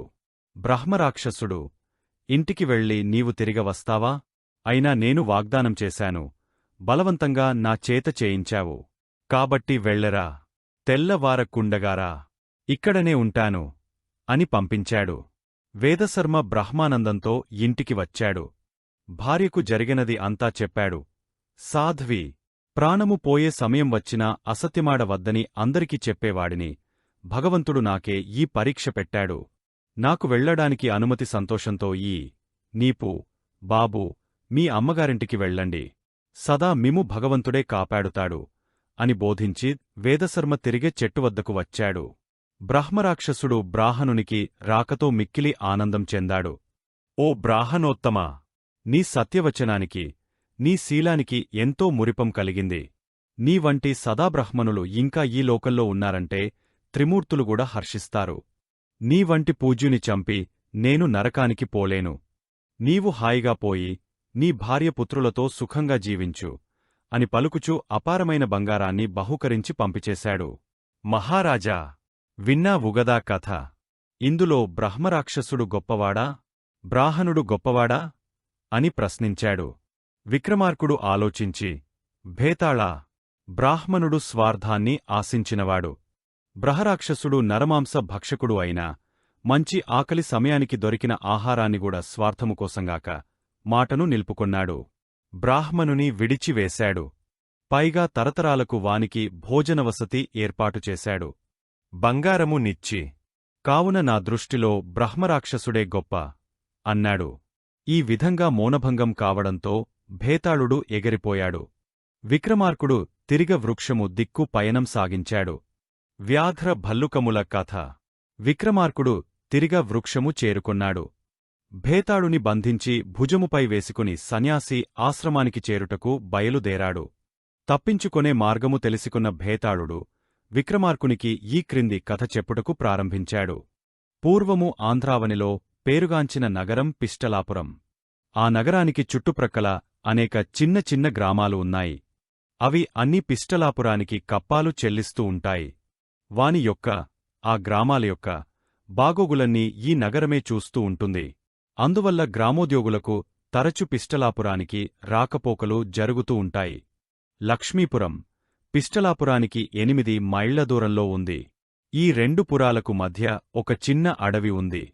అందువల్ల రాత్రిపుట ఎవ్వరూ ఒంటరిగా ప్రయాణం చెయ్యరు. ముఖ్యమైన ప్రయాణాలైతే, వివాహాది శుభకార్యాలకు తప్పనిసరిగా వెళ్లవలసిన పరిస్థితి అయితే 10 మంది కలిసి వెడుతుంటారు. కాగడాలు వెలిగించుకుని. ఎందువల్లనంటే రాత్రిపూట కూరముగ సంచారముంటుందని ఆ గ్రామవాసుల నమ్మకం. నిజంకూడా. ఒకనాడు లక్ష్మీపురం దివానం నుండి పిష్టలాపురం దివానానికి ముఖ్యమైన సమాచారంగల పత్రాన్ని అతిభద్రంగా దాచుకుని బయలుదేరాడు ఒక ఉద్యోగ. పగటిపుట 2 గంటల ప్రాంతంలోనే బయలుదేరాడు ఆ ఉద్యోగ. కాని అడవి మధ్యకు రాగానే కుండపోతగా వర్షం ప్రారంభమైంది. అందువల్ల ఆ ఉద్యోగి ఒక చెట్టు కింద ఆగాడు. కాని ఎంతసేపటికి వర్షం ఆగలేదు. వెళ్లవలసింది ఇంకా 4 మైళ్ల దూరముంది. క్రమంగా సాయంకాలమైంది. చీకట్లుగూడా ఆలుముకోవడం ప్రారంభించాయి. వెనక్కి పోదామన్నా 4 మైళ్లు పోవాలి. ముందుకు పోవాలన్నా 4 మైళ్లు పోవాలి. చీకట్లు క్రమంగా ఎక్కువ అవుతున్నాయి. ఆ ఉద్యోగ వర్షం కొంచెం తగ్గగానే ముందుకే బయలుదేరాడు. తోడు ఎవరైనా దొరుకుతారేమోనన్న ఆశతో చూస్తున్నాడు. కాని ఎవరూ దొరకలేదు. దేవునిమీద భారం వేసి ఆ వర్షంలోనే ప్రయాణం సాగస్తున్నాడు ఆ ఉద్యోగి. కొంతసేపటికి మధ్యమార్గంలో చిన్న జ్యోతుల్లా వెలుతురు కనిపించింది అతనికి. మొదట అవి ఏవో దలపుకాంతులని భ్రాంతిపడ్డాడు. కాని కొంచెంసేపటికి అవి ఒక పెద్ద పులి నేత్రాలుగా గోచరించింది అతనికి. వెంటనే అతడు ప్రాణభీతితో పరుగెత్తుకునిపోయి సమీపమందేయున్న ఒక చెట్టు ఎక్కి కూర్చున్నాడు. కాని అతడు కూర్చున్న కొమ్మమీద ఒక భల్లుకం కూర్చుని ఉంది. కంగారుగా ప్రాణభీతితో ఎక్కిన ఉద్యోగ దాని ప్రక్కనే కూర్చున్నాడు. కూర్చున్నాక చూశాడు. దానిని వెంటనే గుండె గుభేలు మన్నది అతనికి. భయంతో శరీరముతా చెమటలు పట్టాయి. గడగడ వణకిపోతున్నాడు. క్రిందికి దూకుదామని చూశాడు. అప్పటికి పెద్దపులి అక్కడే తిష్టవేసి కూర్చున్నది. పాపం!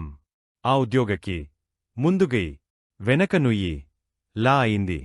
భయంతో గడగడలాడిపోతున్న అతనిని చూచి భల్లుకం జాలిపడింది. ఓయీ! భయపడకు. నేను నిన్నేమీ అనను. ఈ పెద్దపులి చెట్టు ఎక్కి రాలేదు.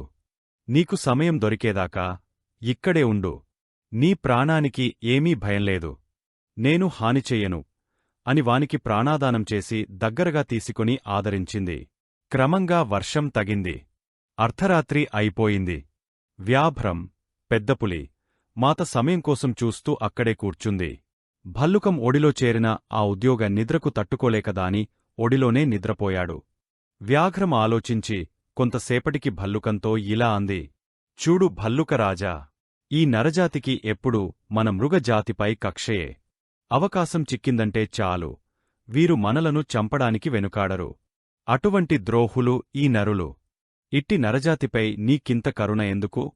చేతికి చిక్కిన శత్రువులపై దయజూపుట మంచిది కాదు. వానిని తొలగించుకొనుటయే నీతి. కావున నా మాట మన్నించి వానిని విడిచిపెట్టు. నా ఆకలిని తీర్చుము. ఇందువలన నీకు పుణ్యమేగాని పాపము రాదు. ఒక శత్రువును కాపాడుట తోటివానిని చంపుట ధర్మము కాదుగదా. నా యాకలిని తీర్చి నా ప్రాణములు కాపాడుము అని ప్రార్థనాపూర్వకంగా స్వార్థపూరితంగా పలికింది. భల్లుకంగా ఇలా బదులు పలికింది. ఓ వ్యాఘ్రమా, నీవు స్వార్థంతో ప్రార్థించుచున్నావేగాని ధర్మం ఆలోచించుటలేదు. ఈ మానవుడు నీవు చెప్పినట్లు మనకు శత్రువే కావచ్చును. అంతమాత్రముచేత వీనిని చంపుట ధర్మము కాదు. పైగా వానికి నేను ప్రాణదానం చేశాను. నా వాగ్దానమును విశ్వసించి నిశ్చింతగా నా ఒడిలో నిద్రపోవుచున్నాడు. ఇట్టి అమాయకుని నీ మాటలు విని నీకందియజాలను. అన్నృతదోషం వల్ల సంభవించు నరకాన్ని అనుభవింపజాలను. కావున నీవు వీనిపై ఆశ వదులుకుని వేరొక మార్గమును చూచుకో, నీ యాకలిని తీర్చుకో అని పలికింది. అయినా పెద్దపులి అక్కడ నుండి కదలలేదు. మరికొంతసేపటికి ఆ మానవుడు, ఉద్యోగి, మేలుకొన్నాడు. భల్లుకం ఒకింత ఆలోచించింది. మానవుని యొక్క మనస్సును కూడా తెలుసుకోవాలనుకొంది. మెలకువ చెందిన నరునితో, ఓయి, ఇంతసేపు నిన్ను కాపాడాను. చెట్టునుండి పడిపోకుండా నిన్ను జాగ్రత్తగా కనురెప్ప వేయకుండా కాపలా కాచాను. ఇప్పుడు ఒకంతసేపు నిద్రిస్తాను. నేను పడిపోకుండా చూస్తుండు అని పలికి నిద్రపోయింది.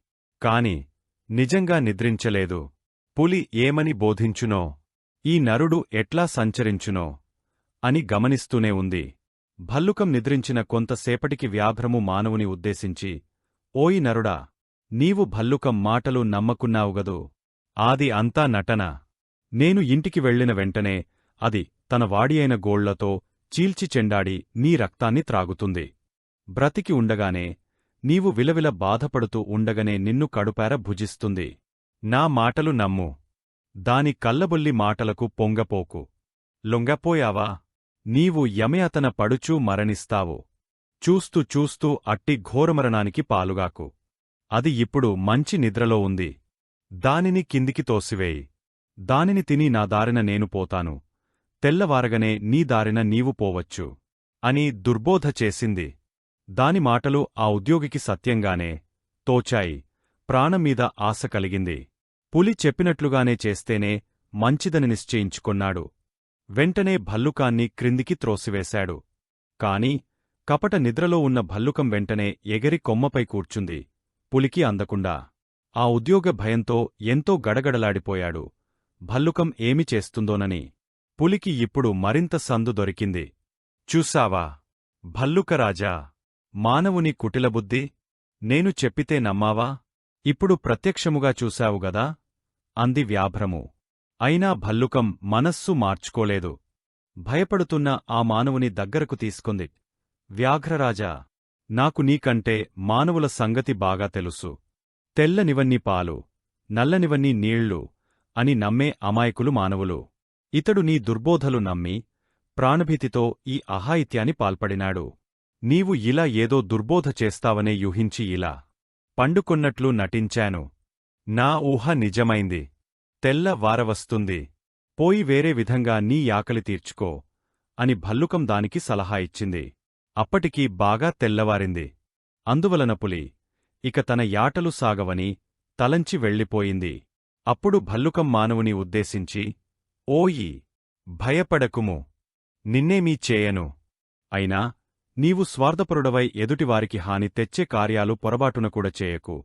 ఇదే నేను నీకు చేస్తున్న హెచ్చరిక అని చెప్పింది. ఆ ఉద్యోగ దానికి మనసారా నమస్కరించాడు పశ్చాత్తాపముతో.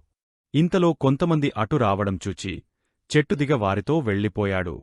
మహారాజా, విన్నావుగదా వ్యాఘ్ర భల్లుకముల కథ. ఈ మువ్వురిలో ఎవరి గుణము హర్షించతగ్గదో చెప్పగలవా అని భేతాళుడు ప్రశ్నించాడు విక్రమార్కుని. వేతాళా, ప్రాణదానం గావించి తన వాగ్దానము నిల్పుకున్న భల్లుకము యొక్క గుణమే ప్రధానమైనది. హర్షించతగ్గది కూడా అని విక్రమార్కుడు బదులు చెప్పాడు. ఈ విధంగా మౌనభంగం కావడంతోనే భేతాళుడు ఎగిరిపోయి చెట్లు నాశ్రయించాడు. విక్రమార్కుడు తన పట్టువిడలేదు. తిరిగి చెట్టు వైపు ప్రయాణం సాగించాడు. భేతాళుడు చెప్పిన ఆఖరి కథ. పట్టుదల వీడని విక్రమార్కుడు తిరిగ చెట్టువద్దకు వచ్చాడు. భేతాళుని బుధించి భుజముపై వేసుకుని సన్యాసి ఆశ్రమానికి బయలుదేరాడు. భేతాళుడు ఇంకొక కథ ప్రారంభించాడు. పూర్వం ద్రవిడ దేశంలో గల ఒక నగరాన్ని దయాకరుడను రాజు పాలించేవాడు. అతడు చాలా సున్నిత హృదయం గలవాడు. ప్రజలను చాలా దయతో పరిపాలించేవాడు. అతని పేరుకూడా అందుకు సార్థకమైంది. అతని మెత్తదనం గమనించి శత్రురాజులు ఆ నగరాన్ని ఆక్రమించారు. దయాకరుడు అహింసాపరుడు కోవడం వల్ల ప్రజానష్టాన్ని సహించలేక రాజ్యాన్ని విడిచిపెట్టి అడవులకు వెళ్ళిపోయాడు. అతని వెంట భార్య రత్నావతి, కుమార్తె సుగుణావతి మాత్రమే యున్నారు. అడవిలో ఒకచోట చిన్న పర్ణశాల వేసుకుని ఉంటున్నారు. అయినా వారికి శత్రుభయం తప్పలేదు. శత్రురాజులు దయాకరుని ఉనికి తెలిసికొని ఒక అర్ధరాత్రి వచ్చి దయాకరుని చంపివేశారు. పాపము! భార్యయైన రత్నావతి, కుమార్తెయగు సుగుణావతి ఎట్లో తప్పించుకొన్నారు. కంటికి కనిపించని మార్గాన్ని బట్టి ముందుకు ప్రయాణం సాగించారు. ఆ మార్గం వెంబడే ఆ ఇద్దరు స్త్రీలు వెళ్లిన కొంచెంసేపటికే ఆ సమీపమునగల ఒక నగరాధిపతి, అతని కుమారుడు గుర్రములపై వచ్చుచూ ఆ స్త్రీల యొక్క పాదగుర్తులను చూశారు. ఆ రాజు ఇలా అన్నాడు: కుమారా, ఈ పాదముద్రలు చూడగా శుభలక్షణములు స్త్రీల పాదములవలె గన్పించుచున్నవి. ఇట్టివారిని పొందినవారు గల అదృష్టవంతులగుతారని సాముద్రికము తెలుపుచున్నది అని. రాజకుమారుడు తండ్రి మాటలు విని ఆలోచించి ఇలా అన్నాడు: తండ్రి, ఈ పాదముద్రలు కొన్ని పెద్దవిగాను కొన్ని చిన్నవిగాను ఉన్నవి. మనము వీటిననుసరించి వెడదాము, వారిని కలుసుకుందాము. మా అమ్మ ఎట్లాగూ లేదు కాబట్టి మీరు పెద్ద పాదములు గల స్త్రీని పెండ్లాడి నాకు తల్లిని చేయుడు. నేను చిన్న పాదములు గల చిన్న దానిని పెండ్లాడి మీకు కోడలుగా చేశాను అని. వారు ఈ విధముగా నిర్ణయము చేసుకుని బయలుదేరి వారిని కలుసుకున్నారు. తీరా చూసేసరికి పెద్ద పాదములు గలది రాజకుమార్తె యగు సుగుణావతి, చిన్న పాదములు గలది రత్నావతి. అయినను వారు తమ మొదట నిర్ణయం ప్రకారం సుగుణావతిని మహారాజు, రత్నావతిని రాజకుమారుడును పెండ్లి చేసి కొన్నారు. ఆ రత్నావతి, సుగుణావతులు కూడా తమ పరిస్థితికి వేరే గత్యంతరం లేక అందుకు సమ్మతించారు.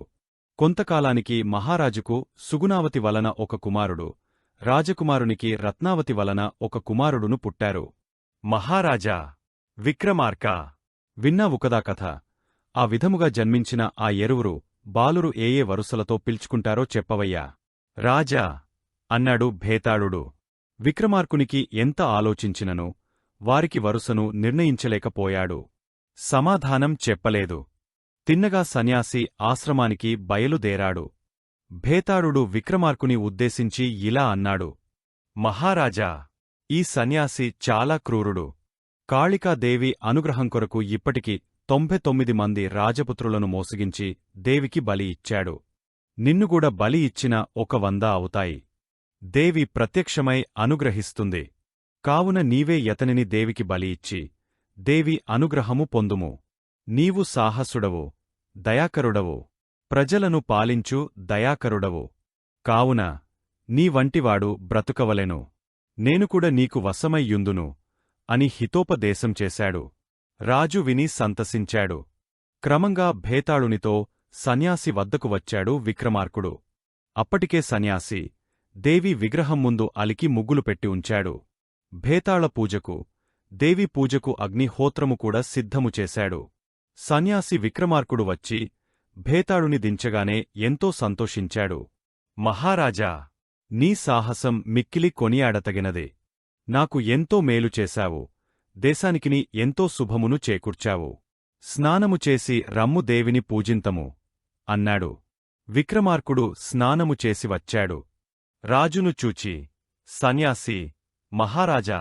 నేను నీవు వచ్చులోపల అంతయు సిద్ధము చేశాను. ఇక నమస్కారము చేయుము. సాష్టాంగముగా నమస్కరింపుము అన్నాడు. విక్రమార్కుడు చుట్టూ పరికించి చూశాడు. దేవి విగ్రహం చెంగటనే వాడియైన ఖడ్గముంది.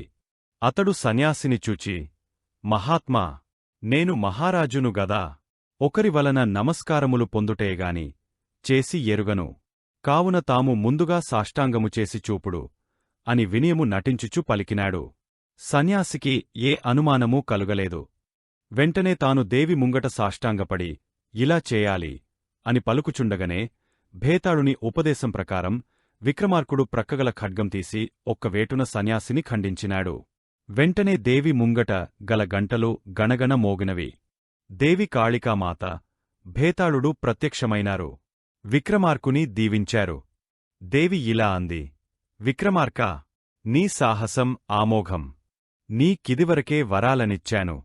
ఇప్పుడు భేతాళుడుగూడా నీకు వశమైనాడు. భట్టి, భేతాళుర సాయంతో నీవు 2000 సంవత్సరాలు హాయిగా జీవించు. ఈ విధంగా విక్రమార్క చక్రవర్తి భట్టి భేతాళుర సహాయంతో 2000 సంవత్సరాలు రాజ్యపాలన గావించినాడు. అనేక సాహసకార్యాలు చేసి ప్రజలకు మేలు గావించినాడు. విక్రమార్కుని సాహసమును ప్రజాపరిపాలనమును గాంచి స్వర్గాధి పతి ఇంద్రుడు విక్రమార్కుని స్వర్గానికి ఆహ్వానించాడు. 32 సాల భంజికలుగల ఒక సింహాసనాన్ని కూడా బహుమతి చేశాడు. విక్రమార్కుడు దేవి అనుగ్రహించిన 2000 సంవత్సరముల తరువాత శాలివాహనుడు అను రాజు కారణంగా దివంగతుడైనాడు.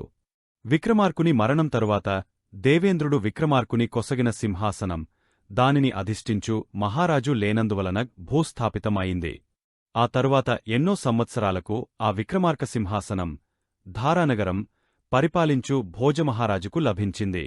బాలల్లారా, పాఠకులారా, ఇంద్రప్రసాదమైన విక్రమార్క సింహాసనము నందలి 32 సాల భంజికలు విక్రమార్కుని వీరగాథలు చెబుతాయి. ఈ కథలు మీకు త్వరలోనే అందజేస్తాము.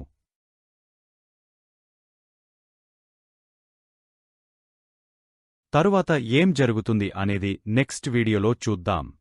మా వీడియో మీకు నచ్చినట్టు అయితే లైక్ చేయండి, షేర్ చేయండి. ముఖ్యంగా సబ్స్క్రైబ్ చేసుకోవడం మరచిపోకండి. మీ సలహాలు సూచనలు ఏమైనా ఉంటే కామెంట్ చేయండి. సోషల్ మీడియాలో ఫాలో అవ్వండి.